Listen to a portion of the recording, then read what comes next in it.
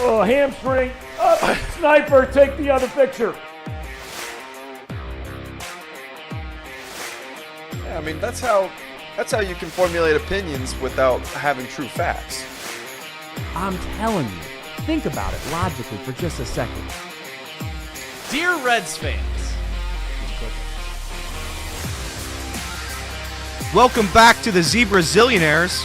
It was a tough one yesterday. Live from Chatterbox Sports Studios, it's Off the Bench with Tom Brenneman. Well, a good, pleasant Thursday morning to you. Turns out, in order to run an internet show, you need internet. And the past 5 minutes, we've had an issue with that.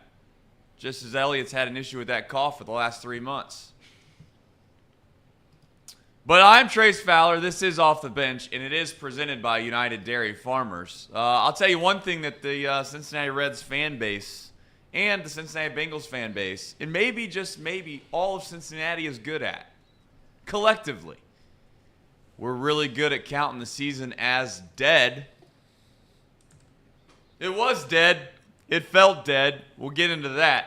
The next 4 days in Cincinnati, though, if we can be serious for a half a second on this show, is what we like to call around here nut-cutting time. It's where the rubber meets the road. It's the line in the sand. It's do or die. It's our coming to Jesus moment.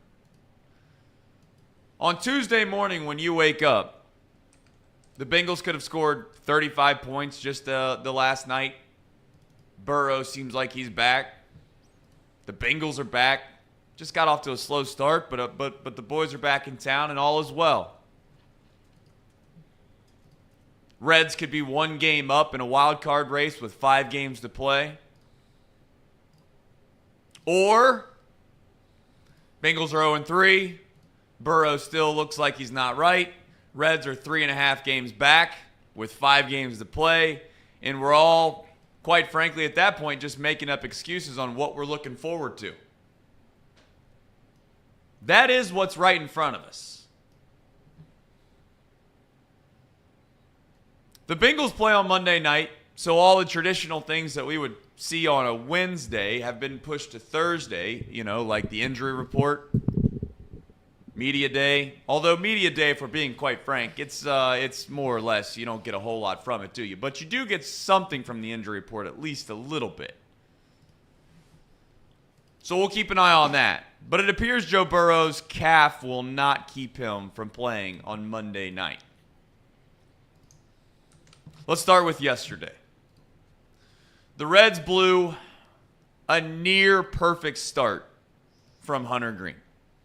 Hunter went 7 innings, gave up 3 hits, 1 earned run, 14 strikeouts.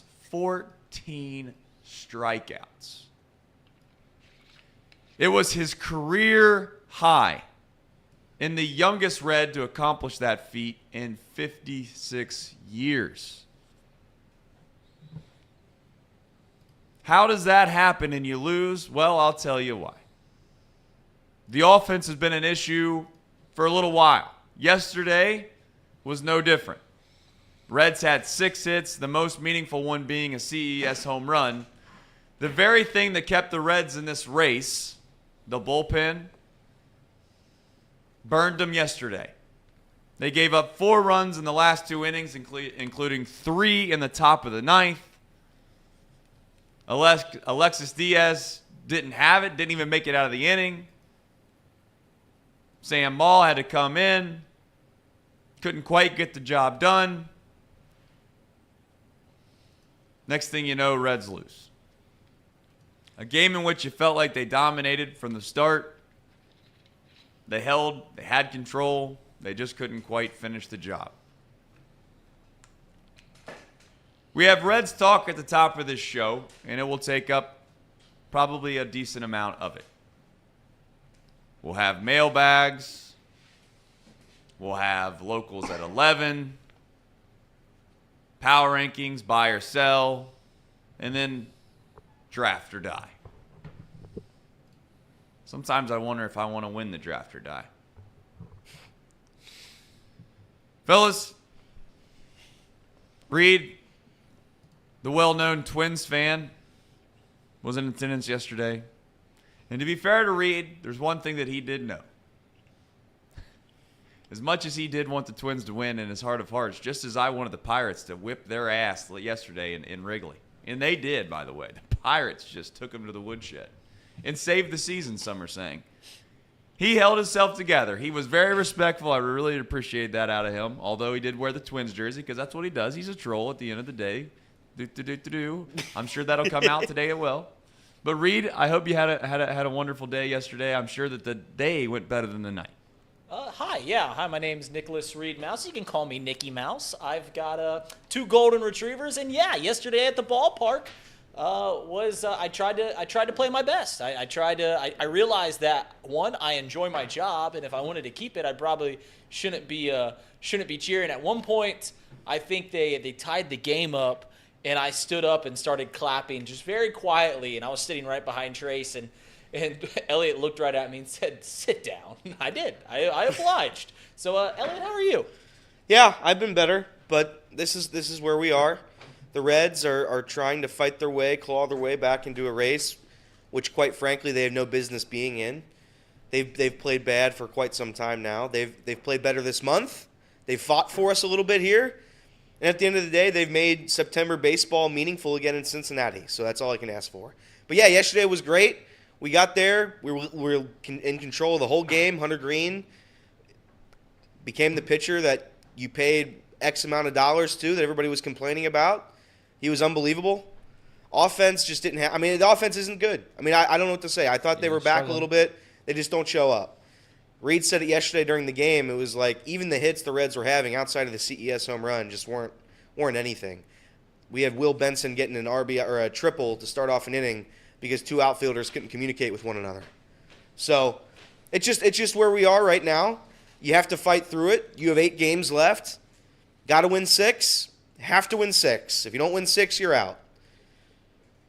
I think the Reds got they were very fortunate yesterday with the Cubs and the Marlins. Golly. But so we basically didn't lose up any ground. Basically, that game yesterday just didn't happen, and that's how I'm going to have to sleep at night. So that game yesterday didn't exist. It just sucks. I think that's the second game of the year where the Reds had a lead past the 8th inning and blew it. That's only the second game that's happened this year. The other game was way early on against the Phillies. So it's tough. It's tough, but you got to get right back on track tomorrow. You got to take care of the Pirates. 2-2-2. 2-2-2. 2 against the Guardians, 2 against the Pirates, 2 against the Cardinals. You're in the playoffs, maybe. I love what you just did there. I mean, you just bought yourself as much time as one humanly possibly could while Casey McAllister was trying to figure out something what's going on. When he's doing that, I don't know whether or not you can hear us on the show or not, to be quite frank with you. You may be able to hear us, you may not. There might just be a little fuzz in the air, too, that maybe he's bothering him and you have no clue about. But nonetheless, Elliot just bought about every bit of a minute and a half right there and just kept segueing to finally get back here. Here's where I'm at with the Reds. They are who they are.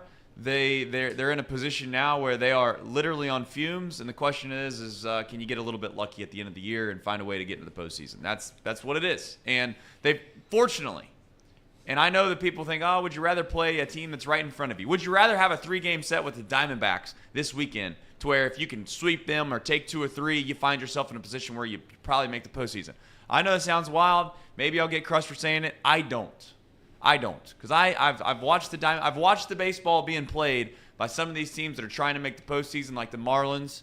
The Cubs are the exception to the rule here, but the Marlins and the Diamondbacks, those are the 2 teams, quite frankly, that are playing pretty well. They're playing pretty well. I'm pleased with the idea of playing pretty bad teams down the stretch. Also, the notion that some of these guys might be resting their starters or getting their bullpen right or getting their starters right for the postseason because they're such a good team that they're basically at the back end of their year that they can do such things like the Brewers, like the Dodgers. Those are the types of teams that we might come to rely on to try to win some meaningful games to allow the Reds to get into the postseason. I'd much rather other teams have to play the teams that are really, really good than to play the Pirates, the Guardians, and the Cardinals. Everything that you would like was right in front of them yesterday, and they just didn't find a way to win, did they? They didn't find a way to win. And there's a lot of different plays you can point back to as the reason as to why they didn't win. And there's a lot of things that, ultimately you can get on a manager about and it be somewhat of a fair argument. And there's some things that you just have to admit that it's a tough call either way. There is going to be a portion of the crowd that believes their ideology of way they believe of how you manage a game is one way, and there's going to be a whole nother crowd another way. Some crowd goes off of feel, some crowd goes off of pure splits and analytics and the statistical nature of the game, and both can be true and both can be right on any given day. The thing that I would hearken back in saying when it comes to whether you keep Hunter Green in or whether you take him out is what is it exactly that is going on in the dugout at that said moment in time. Clearly, we were at the game yesterday, which means we're not privy to what they show on a broadcast, which more times than not can lead to some insight that you're not knowledgeable about while you're at the stadium. If David Bell asked Hunter Green multiple times how he was feeling during that inning, and Hunter told him that, maybe it was getting stiff because it was a 25-minute long inning or whatever it may be, and that's the reason he did not go back out there in the eighth, then you have to live with that. Whether you like that answer or not, you have to live with that because that's ultimately the decision of the guy that's going out there, not the decision of David Bell. But the thing that's concerning, doesn't scare me, but concerns me, is you have a guy that looked as dominant as he did yesterday. I don't know why you even have to ask the question of whether or not that person wants to go back out there.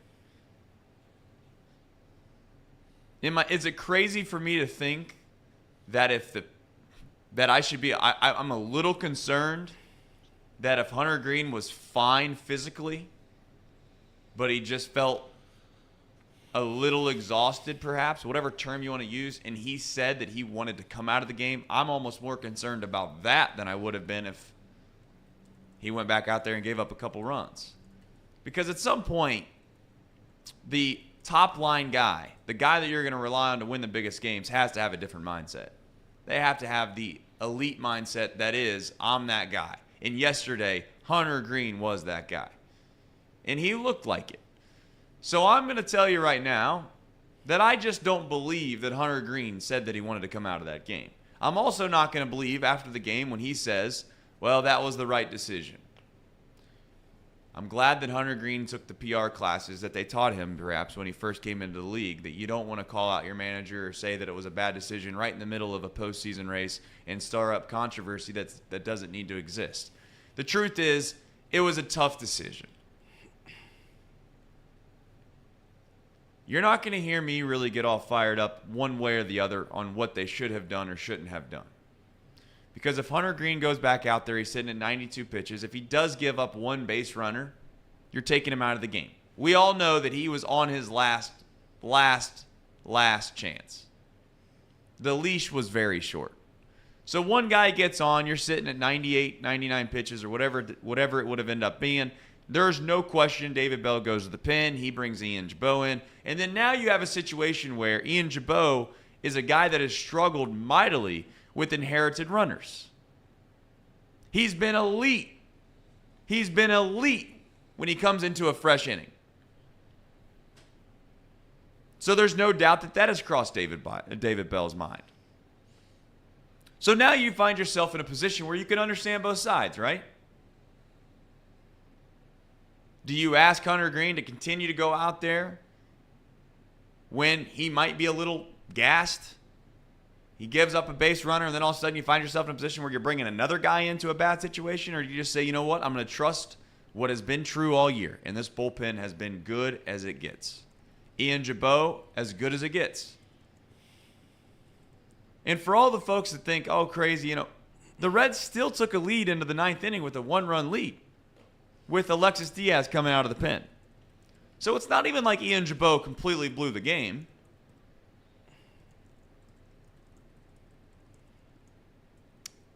I know you hate me for saying it. I know you're tired of hearing me say it. I'm going to say it one last time. You're not going to win many games when you score 3 runs. You're just not. And in order for this team to find a way to win some of these meaningful games, it's going to require somebody to get a big hit with 2 outs. Couple situations I want to run through from yesterday that I think are very, very important that I don't know if get talked about enough because everybody wants to talk about the Hunter Green, Ian Jabot, what do you do at the back end of that game situation. Jake Fraley and Joey Votto. These guys obviously are in their own reason, they get a little bit of a longer leash for their own different reason. One reason is one guy's been the best Reds hitter all year long. The other reason is one guy's maybe been the best Reds player of many people's generations. What do? You're going to have one side of the argument that says this is Joey Votto's last homestand. He's playing. And you're going to have one side of the aisle that says they don't give a damn about his last homestand. We're trying to make the postseason. Put the best players in there.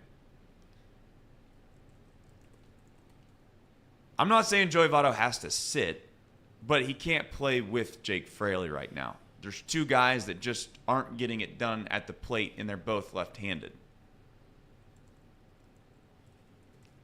2 plays yesterday that I think were the difference, that aren't really talked about a lot.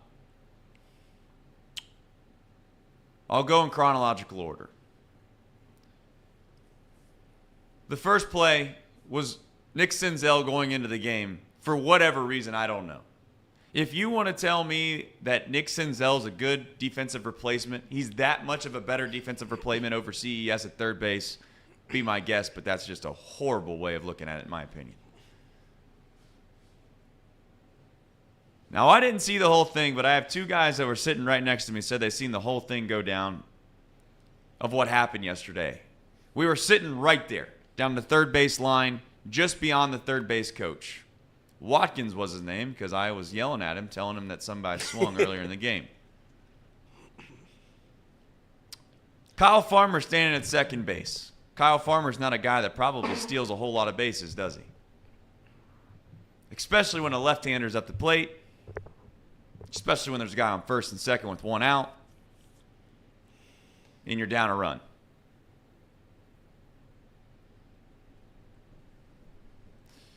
Nick Senzel, for whatever godforsaken reason, was hamming it up a little bit with Kyle Farmer. Probably because they're buddies. They played together. He's shifted over, right? Because they always got to have that shift. He's shifted way over, so he's pretty far from third base. He's kind of, hollering at Kyle Farmer. And then you see Watkins walk up the line a little bit. And he does one of these numbers. It literally was that. That's what happened. Watkins walks down the line, looks at Senzel, sees how far away from me is from third base, looks back at Kyle Farmer, and he goes like this. And that pitch, Farmer takes off. The goal was not to steal the base on Maile. That wasn't the goal. The goal was to steal the base on Nick Senzel because he either, one, wasn't paying attention or was so off position that he wasn't going to get to third base in time, and he didn't. Maile hesitates, makes a throw. Throw wasn't perfect, wasn't bad, but wasn't perfect. And Senzel was late to the bag, didn't get the tag down in time. And next thing you know, now you got second, third, you got to bring the infield in, and you got a world of hurt. It's inexcusable in a way how a guy that just never gets a chance to play misses a mental error. That's a mental error. It's a mental error. It's not physical, it's mental. You're just not present in a baseball game in being aware of your surroundings and knowing, hey, I probably need to get a little bit closer to this bag, or I need to pay attention right as the pitch is about to go, whether or not the guy at second is going to steal. Because if he does, I got to make a hard break for third. The second play is this. Noelvi Marte walks. The Twins give us a freebie. You get free 90 bases in baseball, it makes a difference. You get to second base. Joey Votto's got to find a way to get to third. He's got to find a way to get Marte to third base. Or it was Senzel, excuse me. I'm sorry. Senzel led the inning off. Senzel gets the second on a pass ball. So to be clear, because I butchered that. Senzel walks. Senzel gets the second on a pass ball. Marte comes up after Joey. Joey's unable to get him over to third base. Marte comes in after Joey and hits a chopper right over the pitcher's mound for the most part, right? And the second baseman made a great play. I'm not going to sit here and act like he didn't. The second baseman made a great play. Picks the ball on a short hop, throws the guy out at first. Next thing you know, you got 2 outs. Tough spot for Will Benson. Guy on third base, not able to get him in.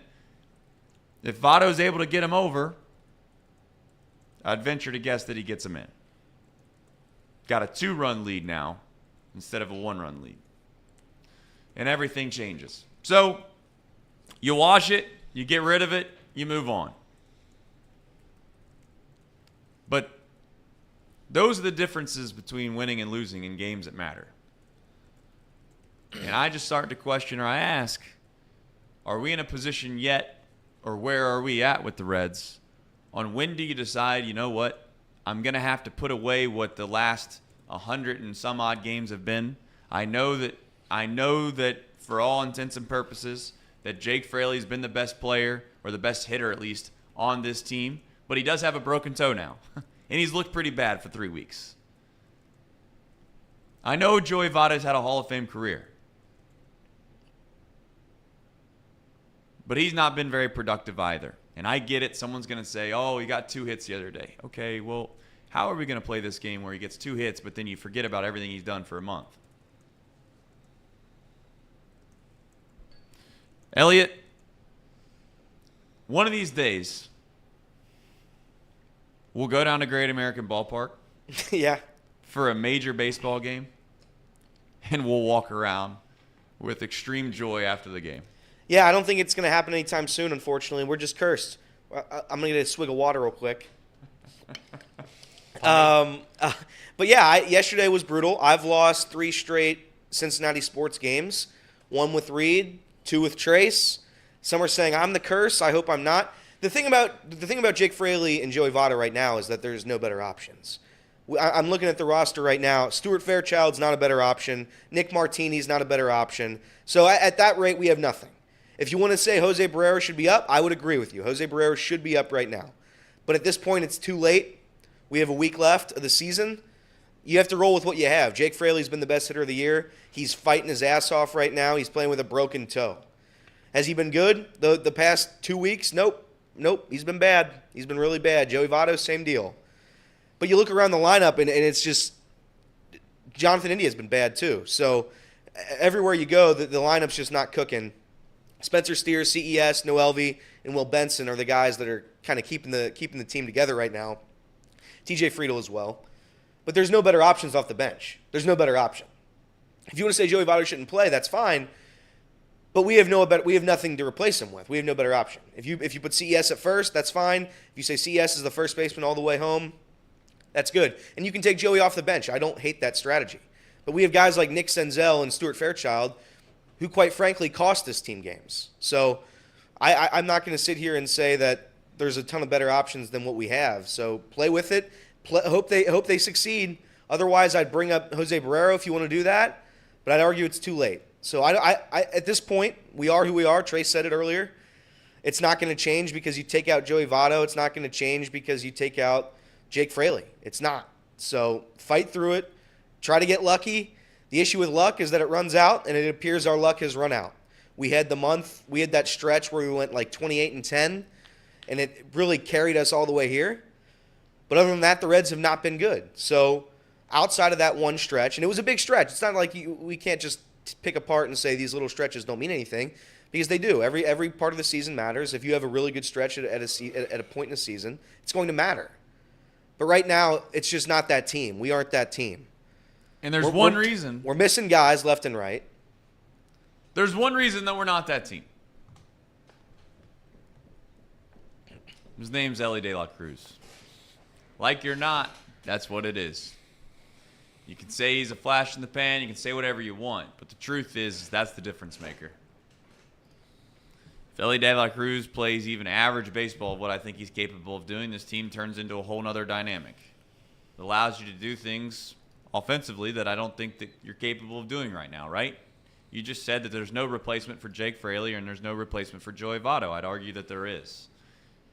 And I'd argue that that solution is a guy that's not been playing all that well, and hopefully on 2 days off he comes back and he can carry the load. And that's Ellie De La Cruz. Yesterday, and I'm not going to actually tell you to go click on the article because that's the point of the whole entire thing. There's these things called clickbait. We all know what they are. The whole point of it is to try to stir the pot, get people interested in something. You click on the article. Those those clicks ends up adding up to a certain total that then you get paid for because there's advertisements on that page. That's the game that's played. The click business. There was an article yesterday on WCPO. If you didn't see it, here is at least the headline. Ellie De La bust. One of the most exciting players in baseball. The electricity has dulled to a spark. Well, funny enough, that's just what this team needs, you idiot. They do need a spark. Dulled to a spark is the first question I have. A spark means there's still electricity. If you want to say it burnt out, cool. We're on the same page. But you want to say it's dulled to a spark? I'm not following you. I get the point of the article. I understand the concept that they're going for. Mr. Mo says it relatively well. Screw WCPO for that article they wrote about Ellie. I'm with you, Mr. Mo. I don't understand what the point of that even is. Do you need to get clicks? Do you have to get clicks? Is it just laziness? What's the point? All we ever do around here, it feels like, and maybe this is what happens in every city, and maybe Trace is just being so crazy in regards to this thought. But why do you always feel like you need to tear somebody down that hasn't deserved that type of criticism yet? Ellie De La Cruz is playing on a rookie deal. Ellie De La Cruz gave this city 2.5 weeks that they'll never probably forget, quite frankly. And also, on top of that, without Ellie De La Cruz, there would be no baseball talk at all for the last 3.5, 4 weeks. Do you remember the 28-10 stretch? Do you remember the 12-game win streak? Do you remember all that? That was largely because of Ellie De La Cruz. Do you know why this team is faltering down the end? It is because of Ellie De La Cruz. To sit here and act like it's Ellie De La bust, as if he's the sole reason as to why this team's struggling at the end, is crazy. I would say he's the reason that this team even has a semi-chance, and the reason that you think they don't have a chance is because he's not playing well. Is it frustrating at times watching a rookie make mistakes? Yeah. Is it kind of easy to jump on the defensive when you have everybody that's somebody in this town that wants to jump on him and act like he's the best baseball player in the world? Perhaps, yes. Should he have a stake at Jeff Ruby's already? I don't know.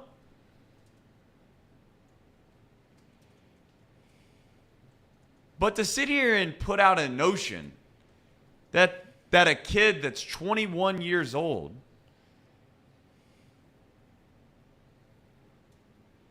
that started the year in the minors, that 2 years ago, really, if we're being honest, nobody even really knew outside of the diehards who he even really was. In fact, we had a guy that everybody touts as this huge Reds fan that didn't even know who he was back when they were starting to win some baseball games because he told you that Jonathan India was the team leader and Ellie De La Cruz, who is that guy? We don't need him.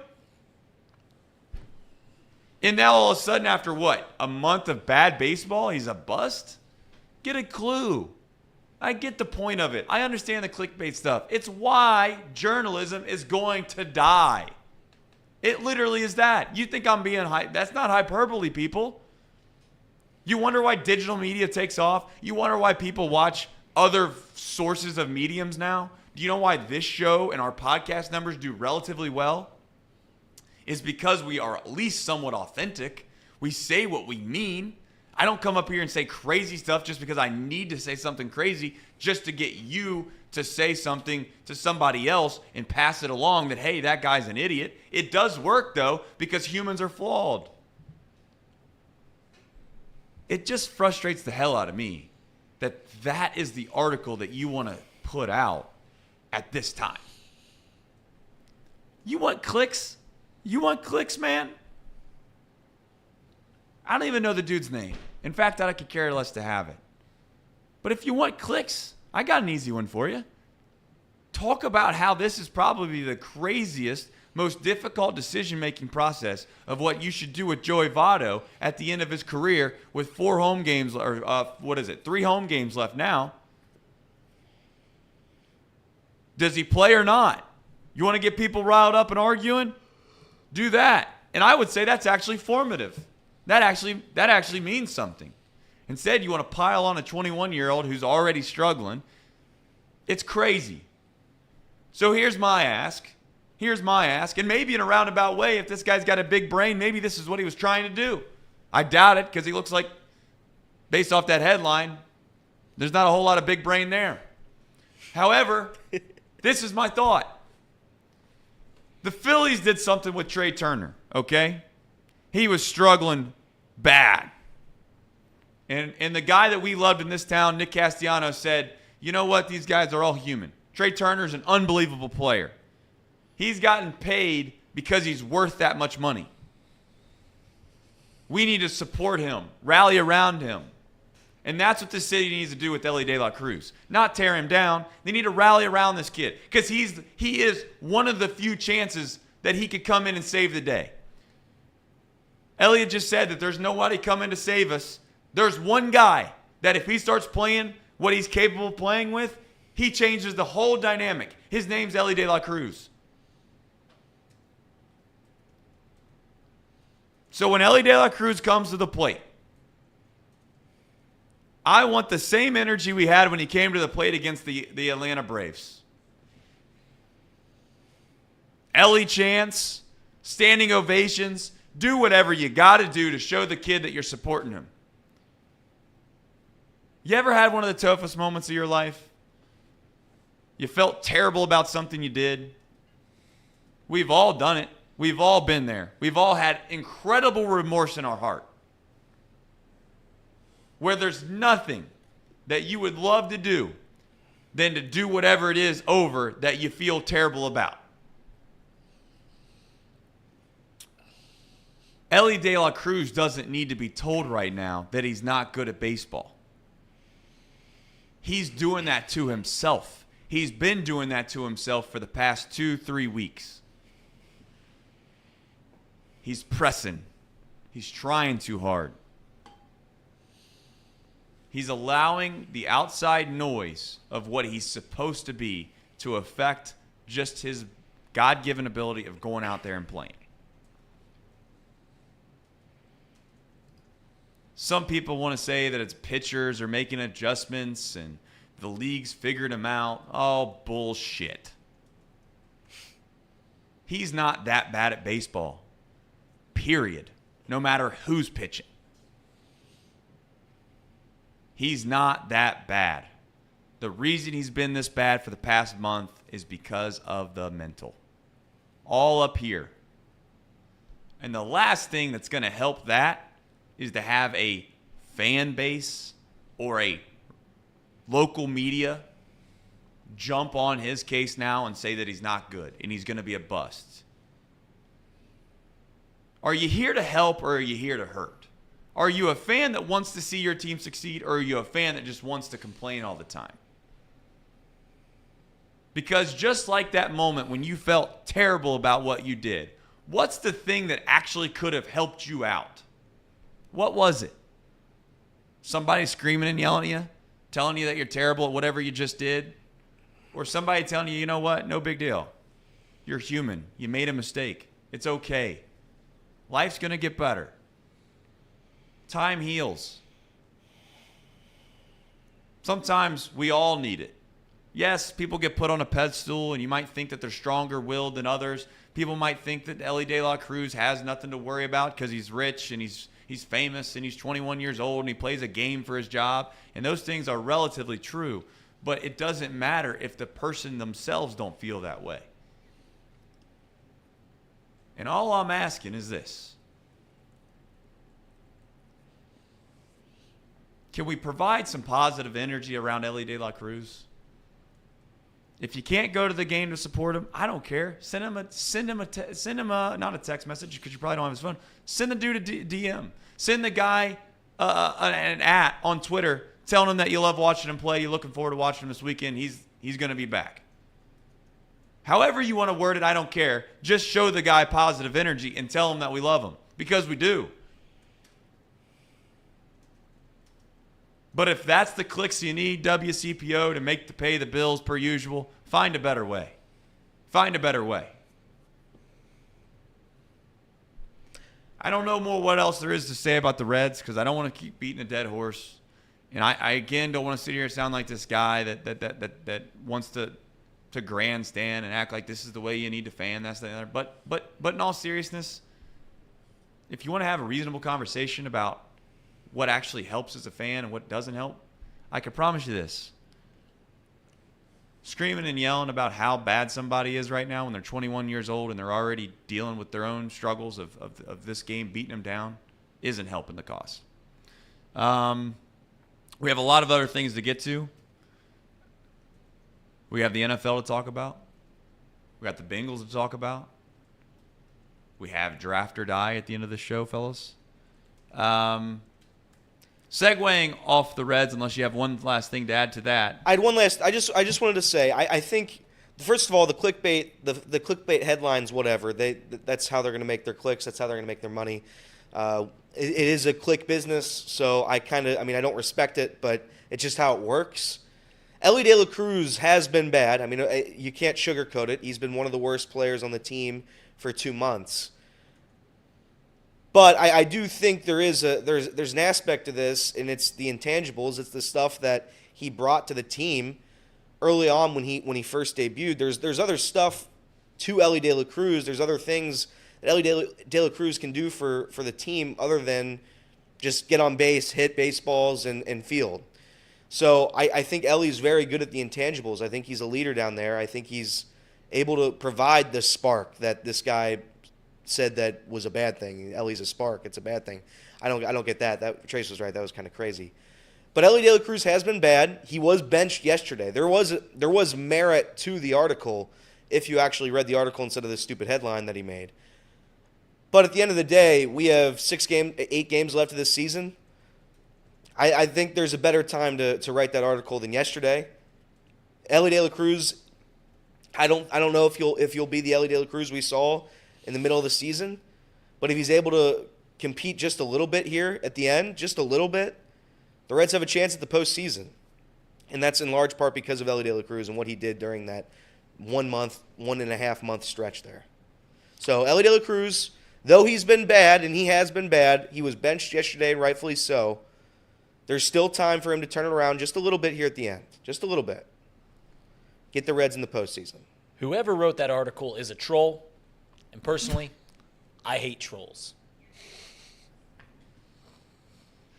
That's why this show's elite.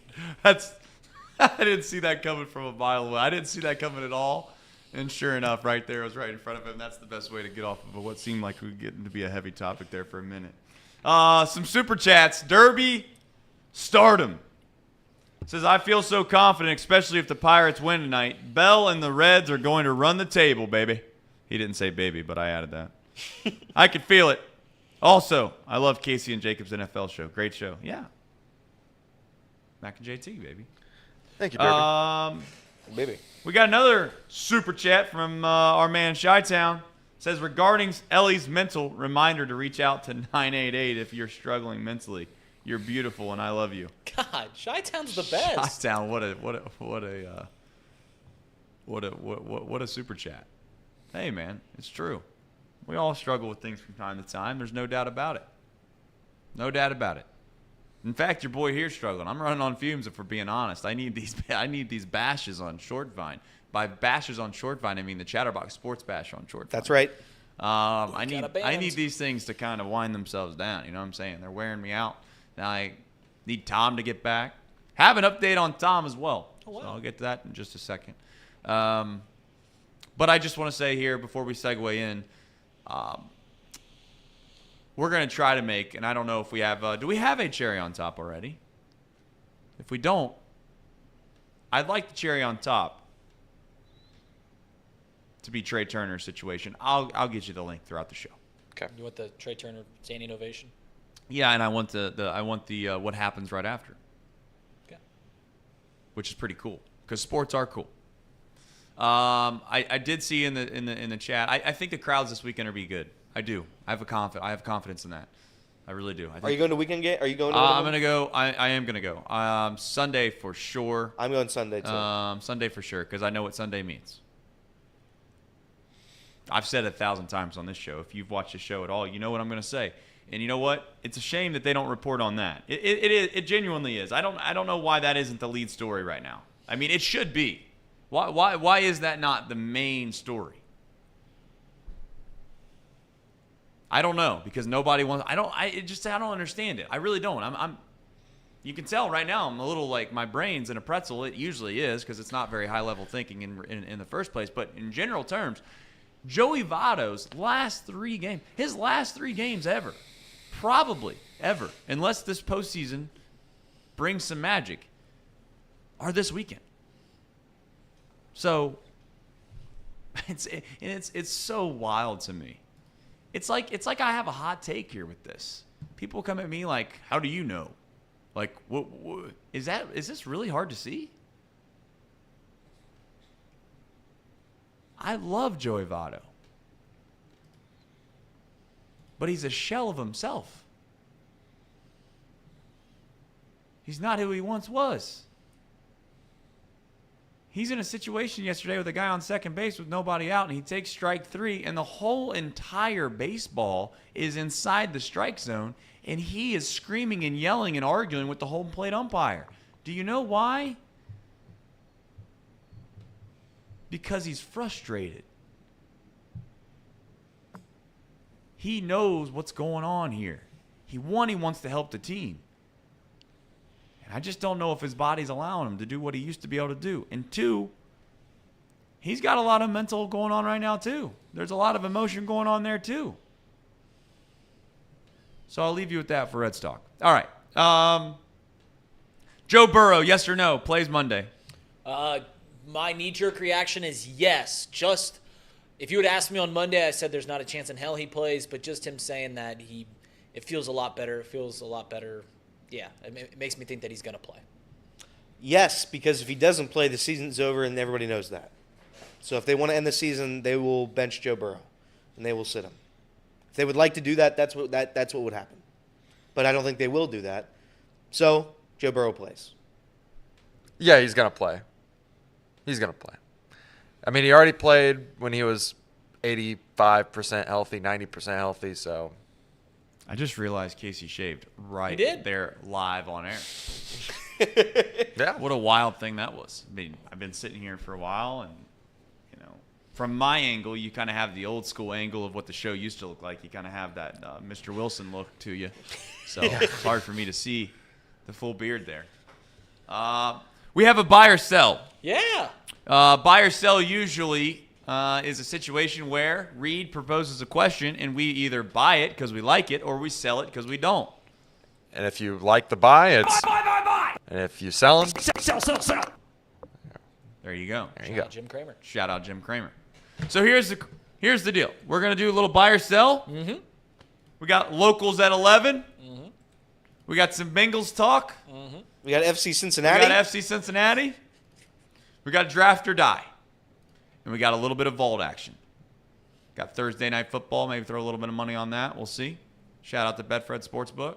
The greatest sportsbook known to man. You beat me to it. And also, if you have a gambling problem, what do? You call 1-800-GAMBLER, 21 plus in Ohio.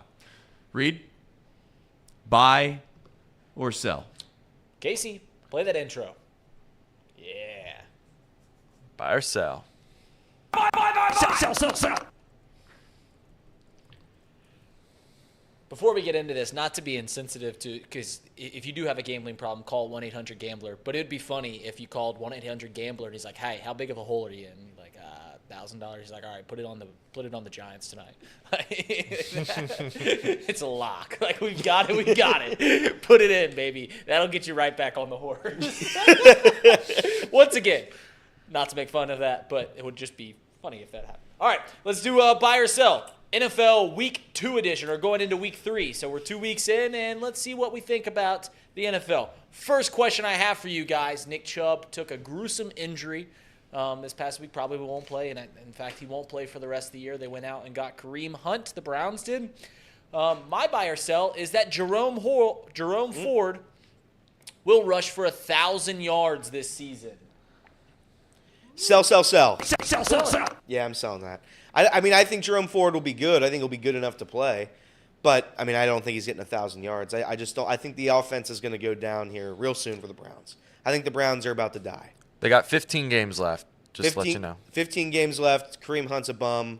And Jerome Ford, as much as I love a Bearcat, but he's just not great. So, we'll see. We'll see if the offensive line for the Browns holds up. If they do, great.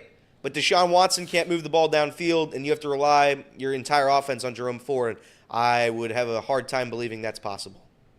But we'll see. Tracy, buying or selling that I'm going to buy. 15 games left. He's already shown that he can run for 100 yards, even in a game in which he wasn't the featured back. Now he's the featured back. I'd like to think that, he'll get to 1,000 yards. If he doesn't, it's going to be very, very close. I would suspect if there was a line to put out, that line would be around 850. Probably somewhere in there. So I guess I'm taking the over in that situation. But I am going to buy. Casey? So throughout Nick Chubb's career, last year he had 1,500 yards, 1,200 yards, 1,000 yards. One season he didn't play all the games. Another 1,400 season. I'm going to go ahead and buy. Buy. I think there's just enough games for him to get to 1,000. I don't know if it's going to be a dominant 1,000 like Nick Chubb's 1,500-yard season last year, but he's going to get there, if not very close. Yeah, I'm buying this. I did the math. He's already got 150 yards, so he's got to get 850 on the last 15 weeks of the season. That rounds out to about 55 yards a game. The biggest question is whether or not how many snaps is he going to get. With Kareem Hunt back there, it's going to be a split load. Jerome Ford's still going to get the majority of the carries. With Nick Chubb and Jerome Ford, it was like 80-20. With Jerome Ford and Kareem Hunt, it's probably going to be somewhere closer to 70-30 or 65-35, something like that. I still think he gets 1,000 yards easy because I think that team is just built to run the ball. And with Deshaun Watson's struggles, they're going to run the ball a lot. I think he easily clears this. I think he might even get around 1,200 yards. So that's my buy. Going into question number 2. The Bucs, the Tampa Bay Buccaneers, started out 2-0 under Baker Mayfield. Obviously won the Super Bowl a couple years ago with Tom Brady. Have made the postseason the last 3 seasons. The Tampa Bay Buccaneers under Baker Mayfield are a playoff team. Trace, we'll start with you. Is that a buy or a sell? Playing a bad division? I'll buy. I think not just listen, I know that in the past I've said that Baker Mayfield can be a good quarterback in this league, and it didn't look like that was going to be the case for quite some time. He bounced around like a pinball. And I don't know if it's because of Baker Mayfield as to why I'm buying this, but I just think they play in a bad division. I think that they've proven that they have a winning culture, and they've won. I mean, they've won, and they've continued to find ways to win. And when you start 2-0 in the NFL, you're already ahead of the curve a little bit. So for that reason, I will buy. And maybe this is one of those weird situations, like a Matt Castle, or I'm trying to think of other quarterbacks that you could say that maybe Nick Foles-ish. I'm not saying that Baker Mayfield is going to end up being like a franchise-type quarterback, but for 1 year in the right situation, you get the right mojo, you get some momentum behind you, you can play well enough to get to the postseason. I'm going to buy that. Did you say you think Baker Mayfield's going to be a franchise-tag quarterback? I said I'm not saying he's going to be a franchise-type quarterback, okay. But for 1 year, you could be a Nick Foles, you can be a Matt Castle. You can be a guy that Alex Smith-ish, Yeah, no, he can. serviceable enough to win. No doubt about it. I mean, they'll compete every game. I'll go ahead and before Elliot and Casey get to this, but I'm selling. 3 teams in that league are already 2-0 in that division. I think the Falcons and Saints have. I think the Falcons have a better roster. I think the Saints have a better quarterback. So I'm out on the Buccaneers winning the NFC South, and I don't think that there's going to be a wild card team from that division. So yeah, I'm selling. I just think they had a good first 2 weeks. Yeah, I'm going to sell. I think Baker Mayfield's a bad quarterback. I think his career completion percentage is right around 59%, 60%. It's okay. It's not great. I don't think he's a very good quarterback. I don't think that team's a very good team. I think it's a bad team. So I'm going to sell it. I'm going to sell it all the way. Baker Mayfield. You know who I'd compare Baker Mayfield to? It's a lot like Justin Herbert. Just not a very good quarterback. So Baker Mayfield, Justin Herbert, same type of quarterback. And the guy who I was trying to get a shot at there wasn't even paying attention. So Baker Mayfield, bad quarterback. Still didn't hear it. You still didn't hear it. Casey, There's no clue. Casey, to you. Yeah, the first 2 weeks, the Buccaneers played the Vikings, who currently are on pace to give up 4 turnovers a game. Right. And the Bears, they might be the worst team in all of football. I don't have any faith in them right now. They're going to play an Eagles team and get absolutely destroyed. I think Baker Mayfield is not the guy for the Bucs. So I'm going to sell that. Yeah, the thing about Baker Mayfield is in the Bucs situation is there's just not a high ceiling there. So it's almost, and I used to hate when people would talk about this, like you got to get your quarterback first before you can really do some real winning. And it just seems like they've just mortgaged what they could do in the future. But maybe they think they have a good enough roster that's still holding on from when Tom Brady was there, and they think, hey, let's just get in the postseason and see what happens. But I digress. There's just not a high ceiling there from the Bucs, and I don't think they'll make the postseason at all. All right, Elliot was talking about Justin Herbert just a second ago. I'll go ahead and throw this one out here. More than one 0-2 team will make the postseason. And I throw this out because it seems likely that one 0-2 team will make the postseason because you're looking at teams like the Panthers, who a lot of people like, the Vikings, who won 13 games last year, the Chargers, the Bengals, the Patriots. All these teams can make the postseason, but will more than one team that started 0-2 make the postseason? Elliot, we'll start with you. Yeah, I think one team will make the postseason with an 0-2 record. So I'm going to sell. I don't think it's the Bengals. I do think it'll be the Chargers. I think the Chargers come back and sneak in. So other than that, I just don't think it's so difficult for it to happen. The Bengals have defied logic, and I don't like to say this word, but they've gotten lucky the past couple times. So, or at least last time. Sorry, but I don't know. I just don't. I don't see it this year happening. So sell. Yeah, I'm going to buy that more than one team will make the postseason that started 0-2. And the reason is I think between the Patriots, between the Vikings, between the Bengals, between the Chargers, and between, what's the other team I threw out there? The Panthers as well. Maybe they're not in the same echelon as there. But I just think there's too much talent there. I think that the Chargers have far too much talent to not turn this thing around. I think the Bengals, even with a banged-up Joe Burrow, have far too much talent. And I've liked what I've seen from the Patriots. I think 2 of those teams will somehow turn it around and get back into the postseason. It just seems unlikely that all of them will fall. I know that the odds are against them. It's like something like 20%. Only 20% of teams that start 0-2 make the postseason. Maybe it's even less than that. But I just think that there's too much talent from these 0-2 teams to not make the postseason. The reason that the statistics bear the 0-2 20% rule, right? And what I mean by that is if you start 0-2, you have a 20% chance of making the postseason. The reason for that is because most decent teams don't start 0-2. That's just not been the case the past few years for various reasons. The Chargers are a little bit of a skeptical situation. I think Herbert's a really good quarterback, but how much better can he actually play and they still lose football games? If you look at Herbert's numbers the last 2 games, he's played pretty well. So it's not like there's a quick fix there, I guess, is what I'm getting at. So I don't really buy into the Chargers per se. I certainly am not going to buy into the Vikings. I'm in a situation now where the Bengals, it's so up in the air. If you told me right now the Cincinnati Bengals were going to go 11-6, make the postseason, be right back where they thought they were going to be when the year started, it would not shock me in the slightest. If you told me that Joe Burrow is going to be dealing with this nagging calf injury all year long and they were going to win 7 games, I completely understand that one too. I think I'm going to buy it. Yes. I think I'm going to buy it. Buy.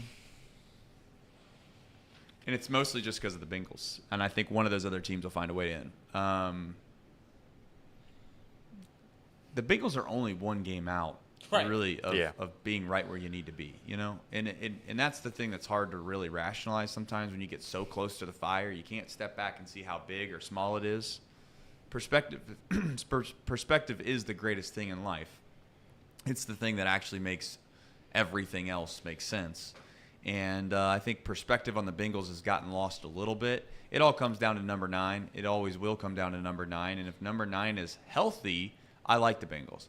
If number 9 is anything close to what he's been the last 2 weeks, and I get it, Reed's going to say, well, what about the 3rd and 4th quarter? I don't care. He's got to be healthy. He's got to be able to escape pockets. And the last thing I'm going to say to that is this. If you got a chance, who's the stud that plays for the Micah Parsons? Micah Parsons does a little bit of a podcast, and he brought up the Bengals, and he mentioned just that about Joe Burrow. If Joe Burrow's healthy and his calf's not going to bother him, he's going to allow him to have escapability, then the Bengals are going to be just fine. So I'm going to buy it. Casey? Yeah, I'm also going to buy. Mainly because of the Bengals, but also I have a lot of faith that the Vikings can maybe sneak in still. Chargers, I don't have a lot of faith in them, but they usually win about 9-10 games a season as long as they have a good game script. And I really like the Patriots. I like what they've done. The thing that really makes me confident in this take, though, is that there's only 2 teams in the AFC that have 2 wins. Everyone else has 1 win, 1 loss. So they're really only a game back behind most of the opponents in the AFC. So that's why I'm going to buy. That's why I'm going to buy. All right. We got 2 more of these. We'll make these quick. They're more about grand NFL things. When their quarterbacks are healthy, the Ravens and the Fins, the Dolphins, are the best teams in the American Football Conference. They're the 2-2-0 teams. They've certainly looked the best of the AFC this year. When they are healthy, and they've not been healthy. Tua and Lamar Jackson have missed about half the games over the past 2 years. When their quarterbacks are healthy, they're the best teams in the AFC. Sell. We're selling it again. I think the Dolphins are. I think the Dolphins, if completely healthy, are the best team and could be a Chiefs-type hybrid. Their offense is dynamic. It's pretty insane. The Ravens, on the other hand, are damn good. Lamar Jackson is very good. He's elite. I still think the Ravens lack depth from the wide receiver category. Odell's great. An old, aging Odell is fine. But at the end of the day, you have to rely on Mark Andrews to be a number 1 wide receiver. I just don't see it. The injuries. I mean, I guess you are technically right.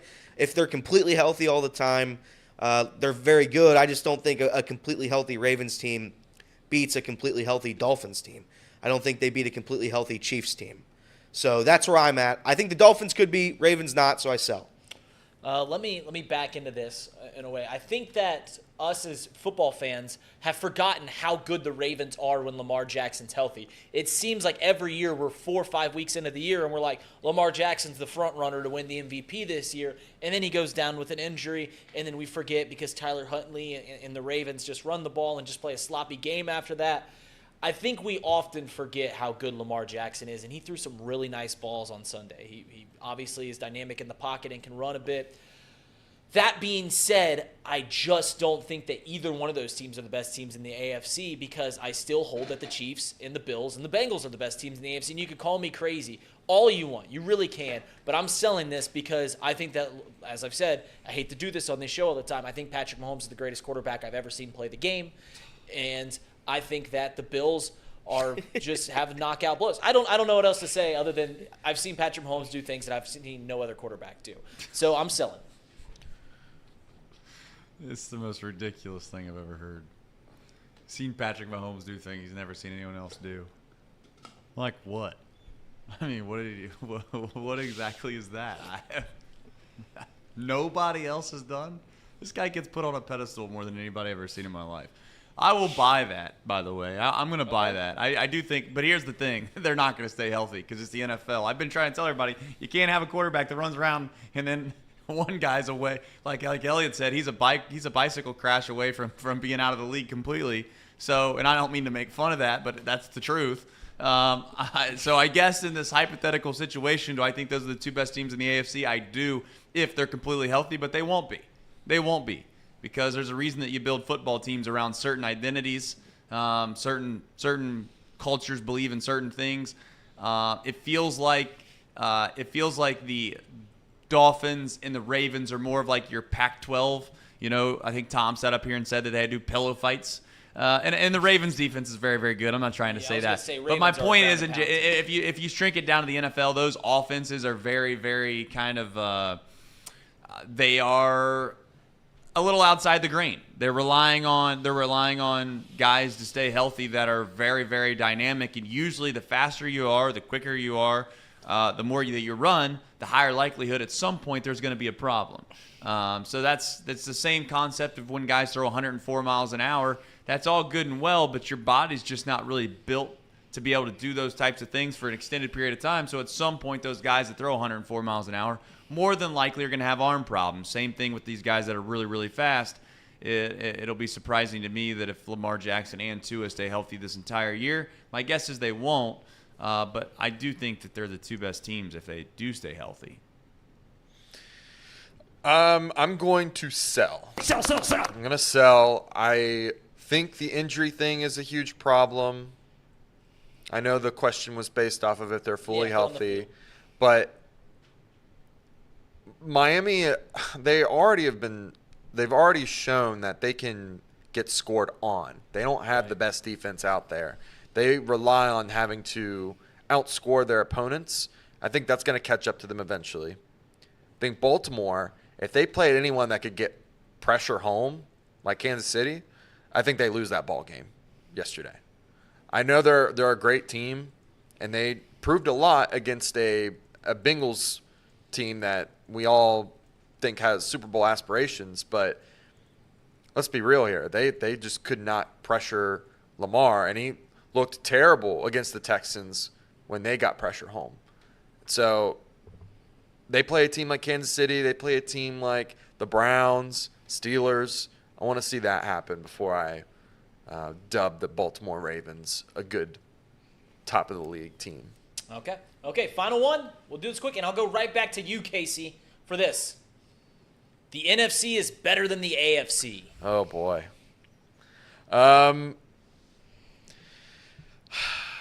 No, it's not. Hell yeah. It's not. I'm going to sell that because there's a reason why everyone's 1-1 in the AFC, and that's because there's so much talent in the AFC that they're all beating up on each other. So the AFC is in a tough spot. I mean, you got teams like the Bengals, the Chargers, the Patriots, who are 0-2, who all have potential playoff hopes. The Browns, they just lost Nick Chubb, but before that, they were looking at playoffs. The Colts are an up-and-coming team that I think a lot of people are underestimating them right now. Buffalo is Buffalo. The Jets were really good with Aaron Rodgers. I don't know about that anymore. Pittsburgh's defense is elite. Jacksonville, up-and-coming. I like what they have. And then we have Baltimore and Miami. You go look at the NFC side. They got the Cowboys, the 49ers, the Eagles. And then the talent drop-off is significant. It goes the Falcons, who I'm going to bash on my Falcons a little bit. Desmond Ridder. 2-0.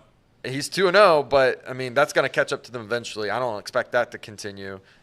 Derek Carr and the Saints, they've played nobody. They played the Panthers, and they played the Titans. AFC team. Yeah, but those are nobodies. Those two teams have no playoff aspirations. The Buccaneers, they played the Bears, and they played the Vikings. To be clear, the Titans are nobodies, is that what you said? Yes, they're nobodies. Gotcha, okay. And Washington Commanders have also played nobody. They just so happen to beat the Chargers, who you guys are defending. The Titans? Well, yeah, I'm just saying that I'm not the biggest believer. Right, I'm not the biggest believer in the Chargers, but they will win 10 games. Because they play in the AFC. No. I mean, the funny thing, buying or selling? You buy or selling? What's the question NFC again? is better than the AFC. Buy. You got the three best teams in the NFL. All 3 of them. Right in a row. Maybe the Dolphins. You could convince me the Dolphins might be better, but it doesn't matter because their quarterback's not going to be ready when it matters the most. So it's hard for me to look at the league and say, okay, what are the best teams in the NFL? NFC, maybe AFC, but then NFC right after that. So they have 3 of the top 4. They have 3 of the top 4. Yeah, I'm gonna sell it because I think the AFC is better. Now, Trace is somewhat correct. I mean, if Tua Tagovailoa is walking in a forest and an acorn falls on his head, he's done for the year. I mean, that's just a fact. That's just. I mean, I don't want to make a joke about it, but that's just a fact. He's dealt with a lot of head injuries. If he takes one more hit, he's done. And it's just a fact. He physically can't take any more shots to the head. Lamar Jackson, same deal. A lot injury-prone quarterback. Now, if all these teams in the AFC stay healthy, AFC's way better, and it's not even close. Jaguars are a decent team. Chiefs are damn good. Bengals, if they're healthy, very good. Ravens, very good. Steelers, competent. I mean, we have the AFC has whole divisions that are competent. The NFC just has 3 teams. I mean, they legitimately have 3 teams. So, and they especially don't have the NFC North, which is the worst division in football by a wide margin. Yeah, I mean, it does. I mean, if you guys haven't figured this out already, yeah, I'm selling this by a million miles. And the reason is, and we can talk about the Eagles, we can talk about the 49ers, we can talk about the Cowboys being the best teams in the NFL, but I'm not buying that either, simply because, listen, it's a quarterback-driven league. It always has been, it always will be, and we're looking at 2 of the teams that you think are the best teams in the league, and their quarterbacks are Brock Purdy and Dak Prescott. And you can say Dak Prescott has looked damn good for the first 2 weeks, and you'd be right. You can say that Brock Purdy looked damn good in week 1, and you'd be right. But these guys aren't the same as the Patrick Mahomes, the Justin Herberts, the Joe Burrows, the Josh Allens, the Lamar Jacksons, the Trevor Lawrences. Tua. Media. If you look, I'm being dead serious. If you look at what the hell's Trevor Lawrence ever done? He's won a playoff game. He hasn't done shit. He's won a playoff game. Oh, he beat the Chargers. Who you love. I think the Chargers. You are love good Justin because Herbert. they have You think Justin Herbert? They got one player. They've let Justin Herbert down his whole career. Trevor Lawrence has the I want exact you to same feel amount of like that. playoff wins as Dak Prescott. So we'll go ahead and say this. If you had me rank the top 8 quarterbacks in the National Football League, 7 of them are in the AFC. And that's why I think the AFC is better, because I think it's a quarterback-driven league. I digress. We'll find out. They get to play football games. I just think that sometimes it's like, since you don't have this glorious quarterback that the media, basically puts in front of your face all the time, telling you how good they are. Oh, look, it's Trevor Lawrence. Look how good he is. Then at some point, yeah, you're going to believe that these quarterbacks are really, really good. I just find it funny that somehow the 3 best teams in the NFL always get basically discredited because of XYZ. They don't have this. They don't have that. They don't have a quarterback. They don't have one thing. Yeah, that's it. All right. That's fair. All right, we're a little past time. Luckily, we're on the internet, so it doesn't mean anything at all. It doesn't matter at all. Doesn't matter one thing at all. Doesn't matter at all. I'll say it again if you need me to. But it's 11:10. We usually are supposed to do this at 11, but you know what? The NFL talk got in the way. So without further ado, we're going to send it to Elliot's weather. Hey. Thanks, Chip. Listen, today's another beautiful day in the city of Cincinnati. A lot of smiling faces, a lot of joy. Today's going to have a high of 70, high of 80, low of 50, low of 60. Doesn't matter. It doesn't matter, really. If your daily routine is going to be ruined today because of a 1 degree difference in the temperature that I say, I can't help you. Right? Weather is not going to change the next couple of days. Maybe the next week. I don't know. I don't know when it's going to change. We have a radar for that. If you want to do that, you can go check on your phone. You don't have to listen to me, but that's where we are. Go lay in the grass today. If you have time, go outside, take a step outside. Go lay in the grass. And just pray you don't catch whatever mutant allergy that I caught within the past 3 months that makes me cough every morning. Again, I don't mean to keep harping on this. I'm a meteorologist. I try to stay professional and not push my personal life on anybody in this room or in the audience, to the viewing audience. But again, I've had a cough for 3 months. I've gone to multiple doctors. The weather outside's perfect. Why do I still have a cough? I just don't know. There's really no scientific explanation. Precipitation chances, they are at 0% today, 0%, and that's unless it rains. So precipitation chances are at 0, unless, of course, it rains. Then, of course, the precipitation chances would go up to probably 1%.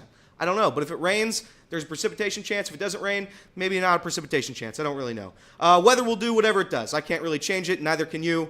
Just go outside. Just go outside, read a book. Have a nice day on the lawn. Have a campfire. Chip, you like campfires? Can't say that I do, but I don't mind other people that do like campfires. Yeah. Well, that's good for you, Chip. Listen, go outside today, enjoy the weather, and just remember a meteor could wipe us all out at any moment. I mean, really, when you check the weather of every day, you got the tides, there's a climate crisis apparently. I don't know, I'm not some kind of scientist or politician because politicians know about the climate. But go outside. A meteor could kill us all, like the dinosaurs. So, do you think the dinosaurs cared about the weather? Let me ask you a serious question. Do you think the dinosaurs went outside when a meteor was wiping out all their friends and family and they're like, 73 today, 74? You think hey, Dino, do you think there's a chance of rain today? I don't know. Just not really, right? They're all fossils. They're all dead. It could be us. All right, Chip, back to you. That's the weather for the day. Again, I haven't changed the weather graphic in 2 weeks. It's not going to change now. It's not going to change then. If it gets to 80, it's 80. If it gets to 70, it's 70. Just go outside. Go outside. Check your phone. You don't need to watch the news tonight. Again, news tonight. If you want to know, a lot of murders. I mean, there's just an abundant amount of murders in this city, and they will tell you all about it tonight on the news, local news. But here's the weather. Chip, back to you. Thank you, Elliot. I really appreciate the weather. Can we get like a 7-day? 2 things I'd like for the next segment, if we could, possibly on the Elliot's weather. Yeah. One would be if we could get the camera to focus actually in on you, where you're not blurry.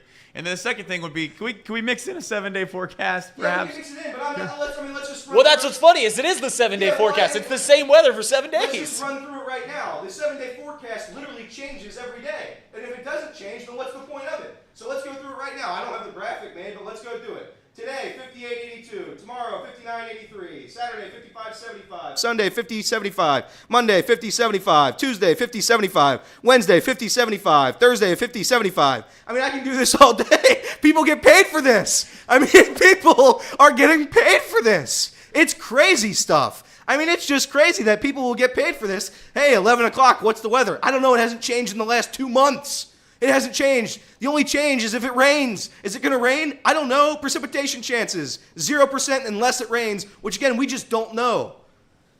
How's that for your 7-day forecast, Chip? Appreciate it. Now I feel prepared. One thing that I've always wondered about is that what's the point of going out and buying all the bread and milk as soon as it might sprinkle a little snow? Can we get ahead of that this year? Can we say, just there's a good chance that if things hit the fan, kid show, that you don't need to buy 5 gallons of milk and you don't need to buy 10 loaves of bread. It is a wild concept, I must say, because those things expire. They expire. So if you get stuck in your house for an extended period of time, those things aren't good anyways. Am I missing something there? Canned food, understood. There's things called perishable items. Those are the things that you kind of want to stay away from. Yeah. Why is it always milk, too? I mean, listen, milk's fine. I like milk. But, why not get a good drink? If you're going to be trapped in your house and all you got is milk, what are we doing? You're not going to be having a fun time. Hey, honey, our power's out. We've been trapped in our house for 3 months. Why don't you go get the milk? Fred said that people can't drive in the snow. Well, I got a great thing for those folks, Fred. They deliver groceries now. They actually bring it to your house. Oh, one day, I hopefully can make it to the age of 80, maybe. We'll see. The way it's going right now, at least the last 3-4 weeks, there's no chance in hell. But if I do make it to 80, I assume that I will be in a misery of ignorance, of basically ignorance is bliss, where you just are you're just as clueless as them all. Yesterday I'm at United Dairy Farmers. Love United Dairy Farmers. Was getting myself some ice cream in case the Cubs ended up beating the Pirates, and then the Cubs won today again, and then I was going to be in a situation where the season might be over, and I was just going to eat some ice cream to make myself feel better. And this lady, God bless her soul, of course, is trying to check out. And when I tell you, you would have thought that we were trying to solve the world's crisis by trying to figure out how to put your credit card through the credit card machine. I mean, we were struggling bad. And I thought to myself, man, if I ever get to that point in my life, that will be a great day. Because at that point, really, if you think about it, you got nothing to worry about. It's just like, oh, I don't know how to do it. Shucks, I'll keep going on my way. We'll all get there. I'll be there one day. I don't know what it'll be. It is interesting to think about, though, for a half a second. What is it exactly that is going to be so technologically advanced that we are not going to be able to even fathom on how to do it? Did you ever think about that? Yeah, I mean, that's an Elon thought right there. That's a guy who just loves Elon Musk. Making thoughts about what about technological advances? No, I don't really think about that. I'll do it. If you make something for me, I'll use it. I mean, I don't know. Can cars fly? Can cars fly? Maybe. We'll get there eventually. There's that plant in Dayton that's going to start making flying cars. Yeah, it's. I can't wait to be an adult or like a. I am an adult. I can't wait to be like a grandpa and hate whatever the kids are getting into. Like, oh, this is so terrible. And we all do it. We all think that we won't. We all do it. Trace, you brought up delivering groceries. Yes. I don't think there's a worse service going on right now than delivering groceries, because there's nothing worse than you say, like, can I get 4 pounds of chicken breast? And they just use their discretion. They get there and they're like, they're out of chicken breast. It's like, oh, yeah, I bet you Kroger's out of chicken breast. And they get pork. you one single can of shredded chicken instead. They're like, this is a good substitute, right? You know, you wanted 4 pounds of chicken breast? Here's 6 ounces of shredded chicken in a can. This is exactly what you wanted, right? This will get your dinner. I think delivering groceries is the worst thing on the planet right now. Well, I hate to hear that from you. I think that it's for a guy that doesn't order groceries, it seems like a great deal. I don't know. I'll tell you one thing I do wish I could start doing is start doing some more things that you would traditionally do if you didn't have someone else do them for you, like go to the grocery store. Because when I go to the grocery store, there's things that I walk down the aisle and I'm like, oh, yeah, I really do like that. The problem is that I end up spending way more money than I expected to when I first walked in. But I still am not going to buy into the fact that you can't order your groceries and get some bread and some milk delivered if we're in a time of crisis. And if there is a time of crisis, again, there's a couple other products that you can use. One of them being what, Casey? Like Pawnee water? That's right. Yeah. Yeah, that's right. Go ahead, Casey. Sorry, I don't want to mean to interrupt. Yeah. So if you haven't heard, there's a new premium alkaline water out. It's not so. Another bottle today during the show. Yeah. Wow. I drank it all already, guys. Nick it's that Offerman. good. Pawnee water. This stuff, best tasting water in the world. Check them out at pawneewater.com. PAHHNI.com. To see where you can buy this great tasting water. Made right here in Hamilton. Made with natural limestone filtration. Unlike the other brands that use artificial processing. And let me tell you, this stuff will knock the socks off of you. Reed, what is it for you about the water, the Pawnee water? Yeah, for me, whenever I take a nice gulp, like a nice of Pawnee water, I can taste the natural limestone filtration. Just every time I take a nice, it's just the natural limestone filtration for me. I don't know what it is for you. I know for Casey, he loves the pH balance, which also you can taste when you make it nice. For me, it's the smoothness. For me, it's the smoothness. It's the taste. It's everything about it. I just drink Pawnee water, and I feel better about myself, and I feel better about the world. Also, Roger said no free ads. Brother, United Dairy Farmers is the presenting sponsor of this show. It's literally the ad. It is literally the ad. Presenting sponsor, United Dairy Farmers. Right here. They got great ice cream. I mean, I don't know how else to tell you, but they have elite level ice cream. They do. Have you ever had their homemade brand? It's very good. Okay. Casey, is there another one? Yeah, there is. There is. Encore Technologies. Lock it in. Lock it in. Come on. Come on. Encore Technologies is IT provides IT solutions for data services from mobile computing to desktop to data center, supporting both centralized and work-from-home computing modules to improve efficiency and productivity. Boom, boom, boom, boom. Productivity. Something I'm not being right now. Very productive. Visit Encore.tech. The path to innovation begins here. Get your coffee from UDF. Bet on Betfred. Drink Pawnee water. Get your technology solutions from Encore. And real quick, before we get back to sports, we're going to get right back to sports. This is a very serious sports talk show. Casey, I sent you a DM of Nick Offerman. Nick Offerman is an actor in Parks and Recreation. If you don't know, he plays one of the characters, Ron Swanson. Isn't that the Office ripoff? It is the Office ripoff, created by actually the same people. So it's not really a ripoff because they are the ones who did it. But Ron Swanson is a character. He has a beard, but when you take away his beard, he looks like Casey is now. I mean, he literally looks like Casey to a T. I mean, it's almost scary. So I wanted to get this picture up. Everybody in the chat was saying it. Nick Offerman, Ron Swanson, Casey McAllister. They're all the same people. And Ron actually killed animals in that show too. Did he so really? there's the similarities are. I'm about to pull it up right here. Let me. I mean, it's just wild. Here we go.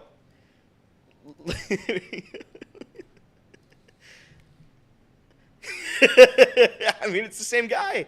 It's just the same guy. It's literally the same guy. So Ron Swanson, shout out Casey McAllister. Had to do it. Our chat is getting bonked at a ridiculous rate today. Guys, lock it in here. Stop with the bonks. I mean, quit it. Quit it. Yeah, I heard him talking about beef sheets. Beef sheets, golden showers, it all. The bonk rate of today's chat is off the chain. Quit it. Quit it. Trace, get the show back on the rails. I'm trying to. You know, everybody else comes in here. I want to run a serious sports talk show. I want to make Ron proud, and here we are. Natty Ron is not going to be pleased with this show's performance so far, so we'll get it right back on track. I do just want to let everybody know that at the end of the show, the cherry on top is going to be Trey Turner's standing ovation. Same thing I said about Ellie De La Cruz. I really do think you can rally around players. Philadelphia is known as a city of brotherly love, which is kind of a joke because they're not very nice there. But what they decided to do was do the opposite. They're like, you know what? We usually boo all these guys. We're not going to do that. We're going to rally around them. We're going to give them a standing ovation. And here's what happened. For those that are wondering, since Trey Turner's standing ovation, he's 16 home runs. That ties for the most in MLB with Kyle Schwarber. He has 41 RBIs, the most in Major League Baseball. Is it a coincidence? Maybe. But I like to at least, it's in the playbook, let's run it. It's in the playbook, let's run it. So we'll finish the show on that. If you've not seen that, it's pretty cool. I mean, that's what makes sports different. That's what makes sports different. Getting the show back on track requires us to talk about the Cincinnati Bengals. It's do or die time, fellas. It's do or die time. The Cincinnati Bengals win the football game if the Bengals score X points. I'm always so bad at this because I don't like just gauging this stuff. I mean, obviously, if you get the 30 points, you gotta like your chances. Yeah, I mean, somewhere in the mid-20s, 24 points, sure. I think that like I said, I think the Rams are being slept on around the league. I still think they've got a pretty good roster, and it's an older roster, but they've got some names, right? Matt Stafford, Aaron Donald, who both will be in Canton one day. That being said, I don't know. I just want to see the Bengals put together a full game. They don't. Oh man, I don't like putting my back up against the wall here. They don't need to win on Monday. 0-3 isn't a death sentence, but over the next 4 games, if they don't get to 2-4, that is absolutely a death sentence. Obviously, you'd like to be 3-3 or better. 0-3 is pretty much a death sentence. I mean, with this schedule, it's 0-3 is pretty much a death sentence. Rams are a beatable team. You have to beat the teams that are beatable. They are 0-2 against beatable teams. So far, you can't go 0-3. The Rams have played well. I think the Rams, like Reed said, have been slept on for a while now. I think they're better than people think, and they're still without their best wide receiver in Cooper Kupp. Rams are good. The Bengals have scored 2 total offensive touchdowns this season. Not going to get the job done. If Joe Burrow can look like a ghost of himself, then yeah, I think the Bengals win this game. I think if they put up 28 points, I think you have to score 28 points. You have to score. You have to score points. Bengals have looked terrible in doing so. Absolutely terrible. I think 2-4, if you're attaining for 2-4 heading into the 49ers and Bills, season's over there too. So right now, tread water is a little different because we're at the bottom of the ocean. We're nearing the bottom. You have to swim up. You have to fight back at this point. It's not like the Reds where we're in the race. You kind of have to just tail off, hope the other teams lose a little bit, and just keep floating.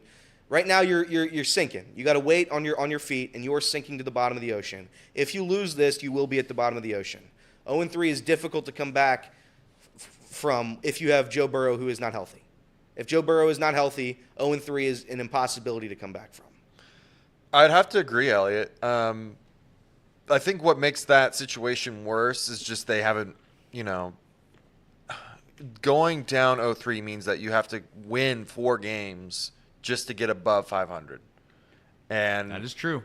I mean, it's simple math, but like you're always going to be down 3 games from here on out, theoretically. So I think the Bengals need to win. I think 27 points gets it done.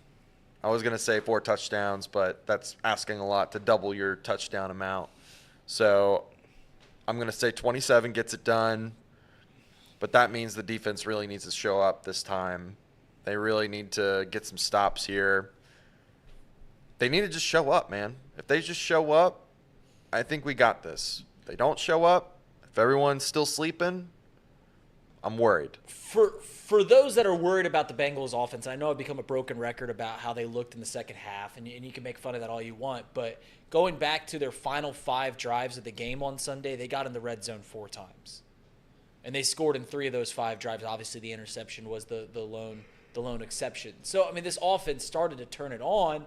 It's just in a game where the Bengals only had 7 possessions on Sunday.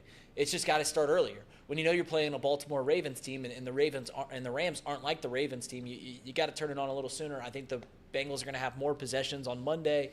So, yeah, mid-20s looks very, very obtainable as long as Joe Burrow's out there and playing, which we'll know more about that this afternoon.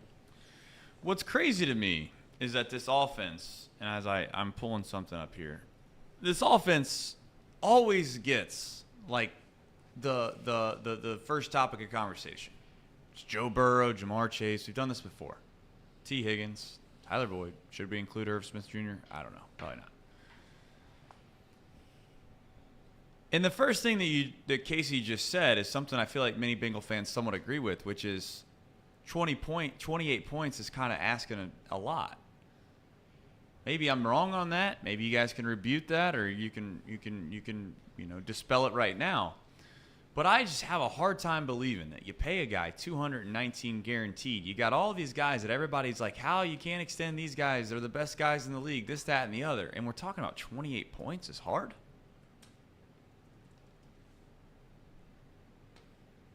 Like, at some point, that should be the reason you win games, is because of the place that you're trying to spend all your money.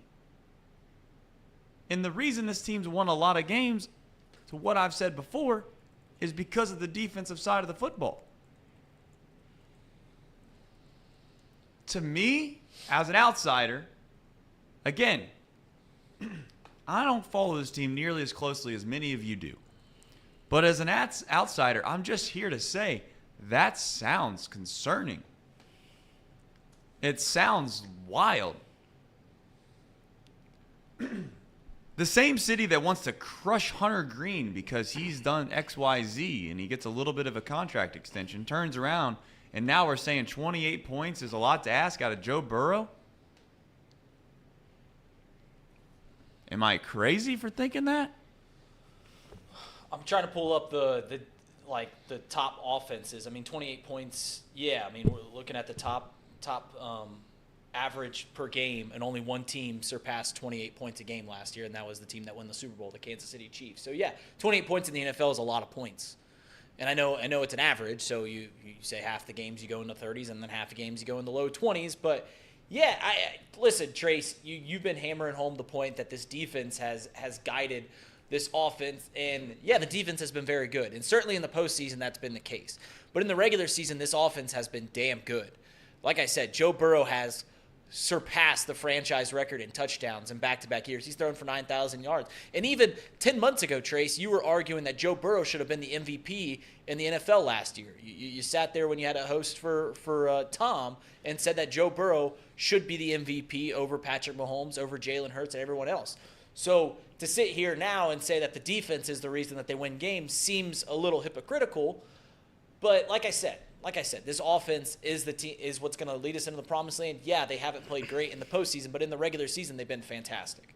They averaged 26 points a game last year. So this offense will turn it around. They showed that they turned it around in really that whole Ravens game. Other than the first two drives, their offense was very good in the Ravens game on Sunday. I just think at some point, Trace is right. At some point, you have to show up a little bit more than you're showing up. The Bengals are Super Bowl contenders. At some point, you just have to become a Super Bowl contender. Last year, they were great during the 10-game winning streak. They were Super Bowl contenders, yeah. They were. But I'm saying at some point, like, you have to be the best in the league, objectively, for the entire year. I think the Chiefs have been that for quite some time now. So we'll get there. I just don't think it'll happen under Zach Taylor. I could be wrong. And I know I'm not a blame the coach guy, blame the manager guy. But I'm looking at Zach Taylor right now. And every single season, you're seeing a pattern with this team. They struggle early. They don't play their starters in the preseason. The offense looks stale at various points. And right now, I think you need a head coach that is able to design plays for Jamar Chase, T. Higgins, Joe Burrow, Joe Mixon, Tyler Boyd. You need somebody in there that can run plays that knows what they're doing. And I don't think Zach Taylor does. Zach Taylor was one of the worst offensive coaches for the University of Cincinnati Bearcats. He was not a great offensive coach for the Rams. So I mean, the Rams scored 3 points in the Super Bowl. So Zach Taylor, I love Zach Taylor. I think he's a culture guy. I think the culture matters in a professional sports franchise. But at some point, somebody else has to call the plays that's not Zach Taylor. And that's where I'm at. It's a fair question. I mean, you've heard Casey McAllister over there, who watches a lot of football, complain about the lack of creativity on this offensive side of the football for quite some time. And you know what? Winning cures all, doesn't it? Winning also eliminates any criticism. I think Zach Taylor, for all intents and purposes, has done an unbelievable job. How could you say that he hasn't? However, it just feels like, from an outsider again, that this team, every time I hear someone bring them up around the city, the very first thing they all talk about is obviously the quarterback, rightfully so, and they talk about the weapons they have, and they talk about the offense. Then the defense gets brought up after, which is fine. But at some point, to Elliot's point, it has to be the specific reason as to why this team is elite. And maybe that a combination of the defense and the offense last year certainly makes it elite. Sure, I'll buy into that. And in all intents and purposes, in order to have a Super Bowl team that is going to win it all, you have to have all sides of the ball be pretty decent. Very rarely have you ever seen a team have a just terrible defense win a Super Bowl. So I'm not suggesting for 1 second that, it's all the defense or all the offense. It's just that one side of the ball gets a lot of the credit, and on one side of the ball seems to always get the backside of all of the compliments. Now, on a show in which I'm telling you to rally around Ellie De La Cruz, the example I'm going to use right now, maybe not go towards that thought process, but it seems like the offense is Ellie De La Cruz and the defense is Matt McClain. Where, yeah, they're both great. One looks unbelievable at times, but the truth is that the one that gets brought up second or third all the time is the one that probably is the most consistent and the one that you rely on the most. And to a certain extent, that's where I'm at. This offense, back up against the wall, has to go out there and score at minimum 28 points. I know you might win the football game not scoring 28 points. But I'm saying if you want to hang your hat on the fact that Joe Burrow is that guy, and Jamar Chase is that guy, and T. Higgins is that guy, and Tyler Boyd's that guy, and Joe Mixon can be that guy, then guess what? It's put up or shut up. 28 plus. No excuses. That's where I would be as a Bengal fan.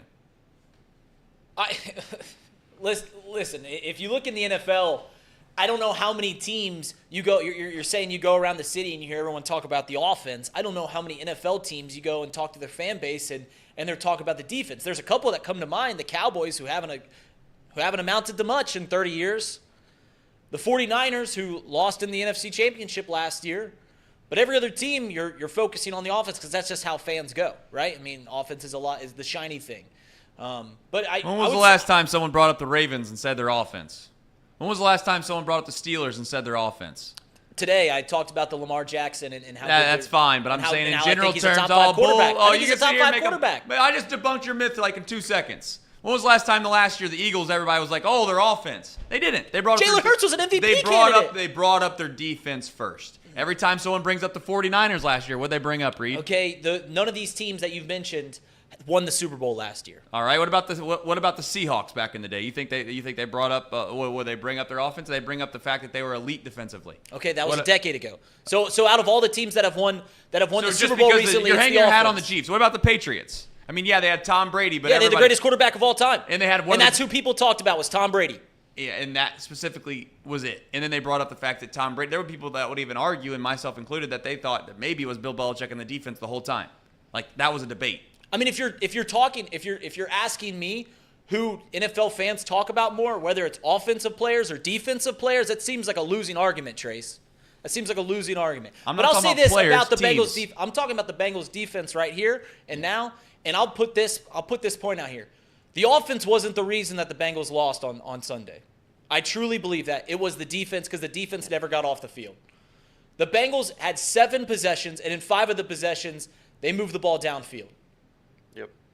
I agree. It was the defense never getting off the field. It was the fact that the defense couldn't get off the field is the reason that the offense only had 7 possessions. When you're giving up 170 rushing yards to the Ravens, when you're giving up 400 yards of total offense to the Ravens, then yeah, it's the defense that loses you that game. The defense had chances to get the ball back multiple times, and they never did it.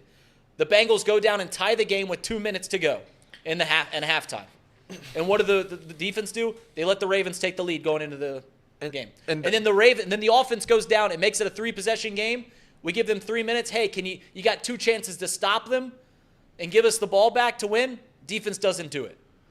It was the defense that lost the offense, that lost the Bengals the game on Sunday, not the offense. And to be fair, Reed, I've been trying to say this to you guys. They just had some bad breaks. Like they had a turnover. They had that strip sack. That changes the game completely. Right. They had multiple sacks and opportunities that stopped them on 3rd downs that either resulted in a penalty or whatever. And if you look at the OBJ play, for example, the ref wasn't even looking at Cam Taylor-Britt when he threw that holding call on Cam Taylor.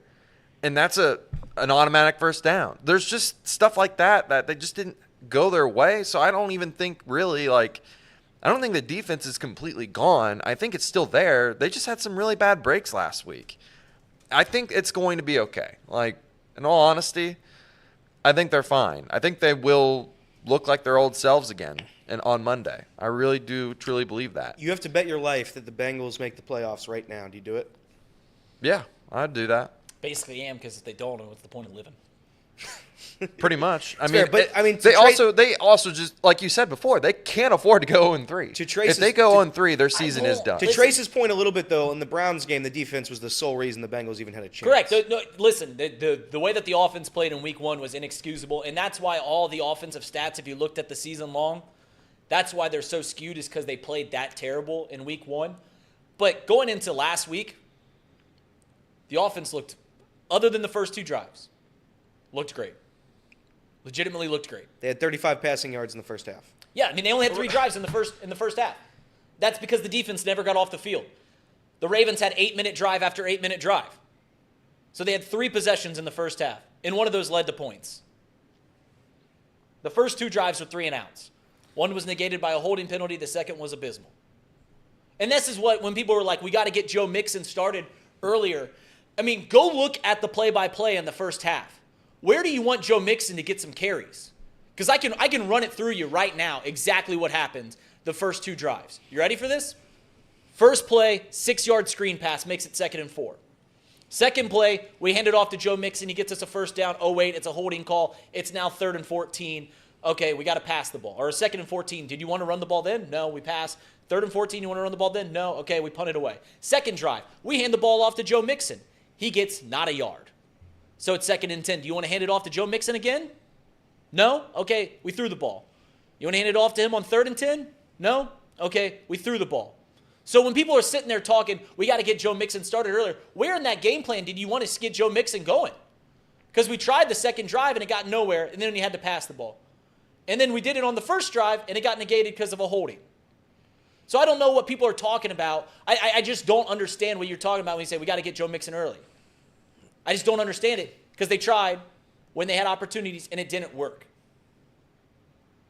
Like I said, the offense played great for the final 5 drives of the game. They really did. They got in the red zone almost every single possession for the final 5. And here's the situation, though, as Bengal fans, you're getting ready to face. You're going to be spending a lot of money on the offensive side of the football. So one would suggest if you're spending a bunch of money on one side of the football, then you would think that that side of the football is probably going to carry the load. That at some point is going to be a real thing. Might not be now because of just the way that the contract's been set, obviously with Joe Burrow, but at some point that's going to be the case. Jamar Chase's contract's coming around the corner. We'll see what happens with T. Higgins. But for a team that's going to require and or need their offense to be elite, they're not in the top 5, and they're going to need to be in the top 5 of football. Kansas City Chiefs, I said that you need to score 28 points on Monday in a winner-go-home game. Last year, in 2022, the Detroit Lions averaged 27 points a game. The Dallas Cowboys averaged 27 points a game. The Buffalo Bills averaged 28 points a game. The Philadelphia Eagles averaged 29 points a game. And the Kansas City Chiefs averaged 29 points a game. That was 2022. 2021, the Dallas Cowboys averaged 30 points a game. The Tampa Bay Buccaneers averaged 30 points a game. The Buffalo Bills averaged 30 points a game. The Kansas City Chiefs averaged 30 points a game. The Los Angeles Chargers averaged 28 points a game. The LA Rams averaged 27 points a game. If you're going to pay everybody on one side of the ball, you need production out of that side of the ball. That's what it's going to take. I'm saying, without a shadow of doubt, if I was a Bengal fan and I was walking into Paycor Stadium on Monday Night Football, I'd fully expect my offense to score 28 points. Anything less, I'd be disappointed. I get this is the NFL. You're not supposed to score a ton of points. I don't care. Push comes to shove. This offense has been abysmal for a game and a half. You played 2 games of football. Out of 8 quarters, they've been terrible for 6. We always say water has to find its level. Well, guess what? Water's going to have to find its level on Monday night. It's going to have to happen quick, too. They have to have some sort of urgency. Because I can't watch these first halves where they just don't. I mean, it just appears like they don't try. I mean, the play calling is bad. It is. It is bad. The offense has been bad to start these games, and I can't do it anymore. If they're going to start out and they're going to have 35 passing yards on 3 drives on Monday night, I'm going to be upset about it. I am. If you're going to go 3 and out every time, or if you go 3 and out, then punt, I'm done. I can't do it anymore. The Bengals had the ball on the opposite side of the field against the Ravens after a turnover, and they did nothing with it. They didn't move the ball once. They didn't move the ball even a little bit. So there has to be some sort of urgency. Has to happen. And if it doesn't, then the season's over. If they come out and they don't show up against the Rams and they're 0-3 and Joe Burrow's hurt, there is no excuse for it anymore. The season's over. Yeah, one thing that I'm really hoping for this game in particular, I really want the Bengals to get the ball first. I want them to get the ball first, move down the field, score, so they get into this game script where they're ahead. They like to be ahead of ball games. They like to be in control to where they feel like they can afford to run the ball with Mixon because they're up. That's the perfect scenario, is for us to get the ball first, score, get a stop, be up 7-0 with our next offensive possession. I hope that happens. I think if that happens, we'll be in a really good spot. I think the Bengals will score 28 points, just to be clear, guys. They have nobody on the Rams defense except for Aaron Donald. And yes, Aaron Donald is not had a lot of stats, but he's still Aaron Donald.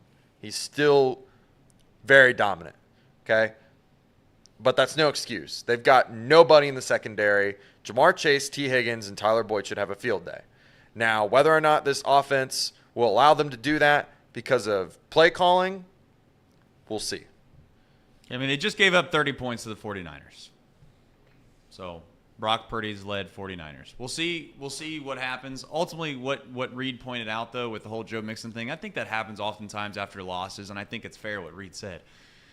You can always point back and say you should have done things differently. It all comes down to getting first downs. If you go 3 and out, it's tough to get anybody going. You don't have enough plays to get guys going when you're not getting first downs. And to Reed's point, I think that you – if I was a Bengals fan, and again, I don't try to interject and say this is what I would want to do, blah, blah. I mean, you got Joe Burrow. That's what that ultimately is the man that everybody points to and says this is what makes the engine go. You got to give Joe Burrow a chance to start. You got to let him cook, right? Let Joe Burrow cook. How many times last year we hear about people complaining about them running the football too much and not letting Joe Burrow throw the ball downfield? If anything, I'd argue you got 2 elite receivers. I know it sounds ridiculous, and you've heard your man, number 9, say it before. Whatever, Jamar's somewhere, throw the ball. I mean, the way the NFL rules are, throwing the ball downfield to T. Higgins is going to result more times than not, in a pass interference call, a caught pass, or an incompletion. So I'd like, if I was a Bengals fan, to try to see him throw the ball down the field a little bit more, but we'll see. The good news is this. If you're going down to the game on Monday, there's a chance that you're going to get to see us. Don't 100% know exactly what the details will be with a show or how we're going to manage all that, but we will be right outside of Paycor, right where the no free ads, but there's a waffle place right there. What other stuff is there over there that's somewhat close to that area? We'll be in between Taste of Belgium, or you're talking about where we're going to be? Waffle place, no free ads, but yeah. Yeah, okay, Waffle place, and yeah, I mean, it's just the final block of the banks before you get to Paycor. There you go. Yep. We'll be right in that area. I think we'll have a video board, and then we'll probably be doing some fun stuff in the street, handing some stuff out around tents, and enjoying life down there on Monday night. So to be clear, we're going to Elliot, do you know what the weather is for Monday night? Is it good? I don't even have to check. It's between 50 and 75 for the next 50 and 75 for the next month. Yeah, so all right. We're good. Cool. To be clear, we are going to be down there at the banks doing a live show. That's the thing I'm not 100% certain of, because the space is, to be honest, I don't know if there's enough space for us. They have 2 10-by-10 areas, folks. It's hard to do a setup in a 20-foot by, what would that be, 10 feet? That's what it would be. 20 foot by 10 foot's tough. So we'll see what we can do. I don't know. No promises, but we'll make an announcement certainly on Friday what we will be doing, which is tomorrow. Update on Tom. Doctor said that it will be right around the 6-week mark that he is allowed to return, which would put him back here. Let's see here. Don't want to lie to the people. Put him back here right around at the latest. At the latest, I think he'll be back here right around October 21st-ish, somewhere in there. Maybe a little bit before that. So about a month. Yeah, about a month, maybe just less than a month. Some of this, Tom's going to ask. He misses you all so bad. He said he's missed this show a ton. Can't wait to get back. He's going to ask the doctor if he can come back a little bit early. Told him don't be like Joe Burrow and come back too soon, though. Is that a bad joke? It's a little too soon, but that's okay. If we win Monday night, that joke will play. But if we lose Monday night, I mean, we're in a bad place. Next 4 weeks. It's Monday night ain't the end of the season, but 4 weeks. We got to win 3 of the next 4. I love Reed's mental he's putting himself in, which is fine. We all do it. Listen, we all do it. It's the easiest 4-week stretch of the season, and if you can get the 3-3 out of the bye week, then yeah, that looks pretty good. And I was just about to type this out, and I'll say the final thing, because I don't want to. Please do.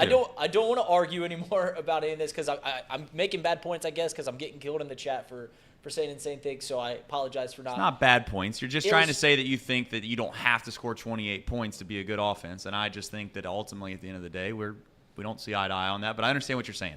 I think that you've watched so much Bengals football and you've had so many good defenses that you take it for granted. But go ahead. That's not a bad take. I mean, certainly during the Andy Dalton era, there was some good defenses there. I'll make this point. If people want to kill the offense for playing bad for 6 out of the 8 quarters, that's fair, because that's absolutely true. But I would argue it. Look at the opposite side. The Bengals' defense looked fantastic for the first 2 quarters against the Browns, and since then have given up 40 points to the Ravens and the Browns and have been getting gashed and never could get off the field. So I would flip that on its head and say, look in the mirror about the defense. And then secondly, I don't have a point to say about this other than Jamar Chase is crucial to the game plan, but I looked up. T. Higgins obviously has been the leading receiver for the first 2 games of the year, or at least this most recent game. I looked up in T. Higgins' career, he has been the leading receiver for the Bengals 23 times in a game. In those games, the Bengals are 10-13. So I don't want to read into that too much, but I think it's just a unique stat to say that one of the best receivers in the league, when he leads the team in receiving, the Bengals don't play well. And I think that is just because if Jamar doesn't get included, this team's offense is significantly less dynamic. So I'll throw that point out there, and I digress. That's fair. All right, this is the point where I rely on everyone else in the room because my brain is really basically a soup at this point. There's too much going on at one time. Power rankings. Yesterday, my heart was broken. I've been to Great American Ballpark, I guess, what felt like 4 huge games. 3 of them were certainly bigger than the one yesterday, no doubt. Yeah, I did watch the Giants come in and do what they did to us, and that broke my heart every time I walked out of the stadium. Yesterday didn't feel nearly as bad, but it still felt pretty bad. We got NFL Power Rankings right before we get to the final point of the show, and I will leave you with the United Dairy Farmers cherry on top situation. That is the Power Rankings of the National Football League. Who are we going to start with? Casey? I don't have I have the stink list, so Yeah, this is it's you us. guys. Oh. Reed Mouse, who do you want to start with, buddy? Yeah, sure. We'll go with me. I'll start with me. Yeah, go and throw those up there. So these are my 5 power rankings. I think that the Baltimore Ravens, I asked the question earlier in buy or sell if we think that the Baltimore Ravens are one of the best teams, if not the best team in the AFC with Lamar Jackson healthy. I said yes. I think that the reason that I have the Chiefs ahead of the 49ers and the Cowboys is simply for this reason. I think there's a few elite teams in this league, and Jalen Hurts is an elite quarterback. Patrick Mahomes is possibly the greatest quarterback I've ever seen play the game, and that's why I have the Eagles at 1 and the Chiefs at 2, because I can't put the Chiefs at 1 because the Eagles have just looked better. That being said, I know the Cowboys have had the 2 most dominant wins. I can't get behind Dak Prescott, and I can't get behind Brock Purdy. So that's that reason. You might notice that the Dolphins, who are America's team at this point, are not in the top 5. It's because I think they're an exciting offense. They've obviously got a great offensive threat. I just can't. I think if the Ravens and the Dolphins play each other, I think the Ravens win that game. It's fair. That's fair. Casey, mine? Look at this one. This is a great list here. This is a great list. All right, so we have the Dolphins first because the Dolphins have played the best. Their offense is dynamic. This is an offensive league. I love a healthy Tua. I love a healthy Tyreek Hill, Jalen Waddle, Raheem Mostert. Dolphins are damn good. You go to the Cowboys. Cowboys have arguably played the best. They've dominated 2 games, absolutely destroyed 2 games. Dak Prescott really hasn't even had to play, essentially. So I think the defense, if they're able to continue this throughout the season, I think the Cowboys are a Super Bowl contender. The 49ers, very, very good as well. An elite defense, an elite rushing attack. I think Brock Purdy's okay. He's serviceable. I think he's a lot like Jimmy Garoppolo. I don't think the 49ers can win the Super Bowl, but what I do think is the 49ers can obtain the 1 seed in the NFC, and I think they will eventually falter in the NFC Championship game. At number 4, we have the Bengals with a healthy Joe Burrow, because if the Bengals are healthy, they are one of the best teams in the NFL still. That still remains a point. So I know they're 0-2 right now, but if Joe Burrow in a 32nd in offense, 28 in defense, that's not great. But with a healthy Joe Burrow, things will change around. We'll be okay. If Joe Burrow becomes healthy, Joe Burrow will be fine. The Bengals will win 10 in a row again. And number 5, we have the Jets with Aaron Rodgers. Because if the Jets had Aaron Rodgers, they would be one of the top teams in the AFC. They don't, unfortunately. But those 4 snaps that Aaron Rodgers were on the field with the Jets, those were the best 4 snaps of all time. So, Jets number 5 with Aaron Rodgers, 4 Bengals with Joe Burrow healthy, number 3 49ers, 2 Cowboys, number 1 Dolphins. There we go. How about that? All right, my top 5. Well, it looks familiar, doesn't it? I'm going to see how long I can keep this going with the same top 5. Because I think that's an elite level brain, but you don't have to change it. I think the Cowboys are number 1, 49ers 2, Dolphins. I will slide in there 3. And the Philadelphia Eagles, obviously coming off the Super Bowl run, they still stay right at there at 4. And then the Chiefs, because the Chiefs do have a good quarterback. I'm not going to sit here and act like Patrick Mahomes is horrible. That'd be dumb. But I don't know if he should get as much praise as he always does. That's kind of where my rub has always been with him. But you know what? That's just being a little bit of a hater, isn't it? Mm-hmm. That's being a little bit of a hater. And it's okay. You know what they say? At least they say on Hard Knocks. I heard it once. They say if you don't have haters, you ain't popping. So maybe that's the goal in life. Maybe that's what your goal should be, is to work as hard as you can to get as many haters involved as possible. So the more haters you get, the better off you are. I don't know. Lord knows I got them. Yeah. Breed Mouse is at the top of the list. Just popping like Orville Redenbacher. And I know Trace has a final point to make here at the end of the show. But Casey, we had another big win in the city. It feels like nobody's even talking about it. The hype last night was elite. I was at a bar playing trivia. Shout out Champions on whatever road that is. I don't know. But nice for you. I heard what happened because I was playing trivia. I was trying to answer questions right. And a faint one person. It was a packed house, probably about 50 people in the bar. One person just yelled, "Woo!" That's because FC Cincinnati tied the game in the 98th minute, because minutes don't matter in soccer. It's just whenever minute you want to score, you can just have it. I mean, it's just crazy. There's 90 minutes you play, but unless asterisks, you get to 98. That's when they scored. So the FC Cincinnati team, they kicked a penalty kick in the 97th minute, 98th minute, doesn't matter. It wasn't in regulation. It was in asterisk time. So FC Cincinnati get an asterisk tie. That's apparently a point. So they get a point for the standings. That's good for FC Cincinnati. They've clinched a playoff spot, and they're ready to roll. What a game. 1-1. A lot of action. Well, actually, Elliot, there was kind of some action. I bet. FC had 5 shots on goal. They were dominating, at least in terms of shots. They were the only team really to get any shots. The one opportunity, or the 5 opportunities that Montreal had, they converted on 1. So kudos to them, but they pretty much got outplayed the whole rest of the entire game, and then the better team ended up on top, with the penalty being given out to Montreal for the penalty kick. So very, very lucky for FC to get that draw in the final minutes of extra time. They drawed the week before against Philadelphia. And we really need a win to just solidify that number 1 spot. They play next week. Actually, not next week. It's this Saturday. They play Charlotte. They need to win that game. They're better than this. They're better than that team. So simple as that. There you go. Take care of business. Elliot wants them to take care of business. I mean, what are we doing? Oh, friendship. It's just friendship, fellowship. That's what we got. FC Cincinnati, I didn't hear what Casey said really right there, but I'm sure they're going to be great. To the Gold Cup they go. That's what it's called, right? The Championship Cup, the Gold Cup. It's the MLS Cup. How many more titles? How many more tournaments do they play before the end of the year? I don't think they play any more tournaments. Why not? They're just going for the MLS Cup now. Going for the MLS Cup, guys. All right, sorry. That's what they are. That's what they are. On. That's what they're doing. You know what they do? They do sell out stadiums. All right.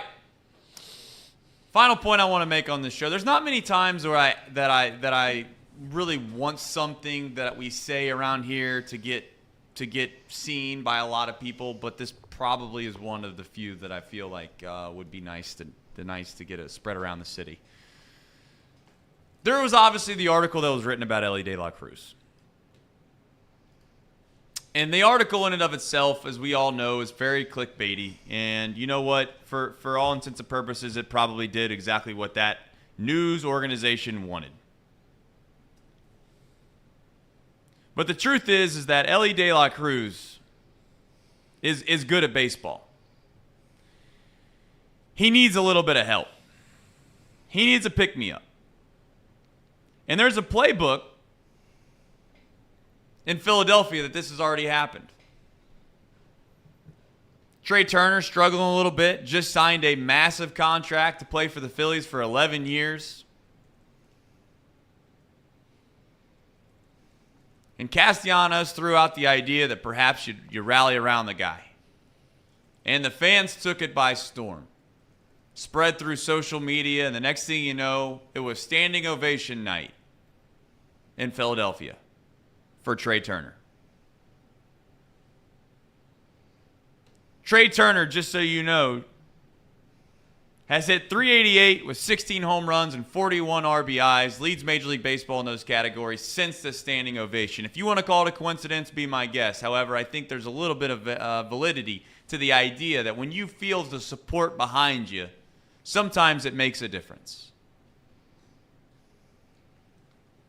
This city can help Elly De La Cruz by showing him the support that he deserves, because he's 21 years old. He's done nothing but come up here and basically give us 2.5 weeks of baseball that we'll never forget. And on top of that, if we didn't have those 2.5 weeks, nobody would give a damn about this series on Friday, Saturday, and Sunday against the Pirates. So just once, maybe just once, if there's a chance that we could replicate something like that in our city, to pick up somebody that's down, to help somebody out that might need just a little bit of a bump, to get a reminder that Elly De La Cruz, you are a badass at baseball. You are that guy. You are him. Just because you play a little bit of a bad stretch of baseball, it doesn't all go for naught. You still have every tool known to mankind to be the best baseball player in the world. You are the best baseball player in the world if you play at the top of your ability. And you know what? It's all mental right now. And there's one thing you can do to get back on track, and that is have somebody, and by somebody, it's going to have to be a collective effort from everybody to get this kid some support, especially if the local media just wants to write ridiculous headlines and act like he's a bust. There's one man on this baseball team that could change the entire dynamic of it, and his name's Elly De La Cruz. I hope, if nothing else this weekend, if you go to the games, you show support for him. Obviously, for everybody else as well, but specifically for a guy that needs it when he needs it the most, and that's Elly De La Cruz. So if you didn't see it, Trey Turner gets a standing ovation. He obviously went on, as I said, to hit .388. 16 home runs, 41 RBIs. This is what he did that very night that he got his standing ovation, and I'm just hopeful that perhaps we can have a same moment with Elly De La Cruz if we do the same. I'm helping.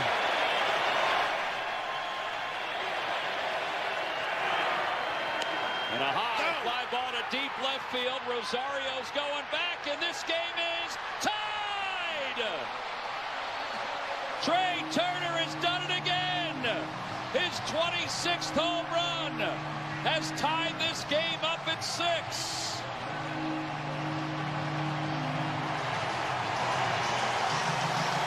It's number 150 for Trey Turner. A milestone moment. I'm helping. All right. We got a big 4-day stretch here in Cincinnati, don't we, with sports? A huge 4-day stretch. We'll be back here better than ever tomorrow to talk about it. Why? Because we come your way every single day, Monday through Friday from 10 A to 12 P. Which means we'll be back here tomorrow. We hope you join us. Take care, everybody.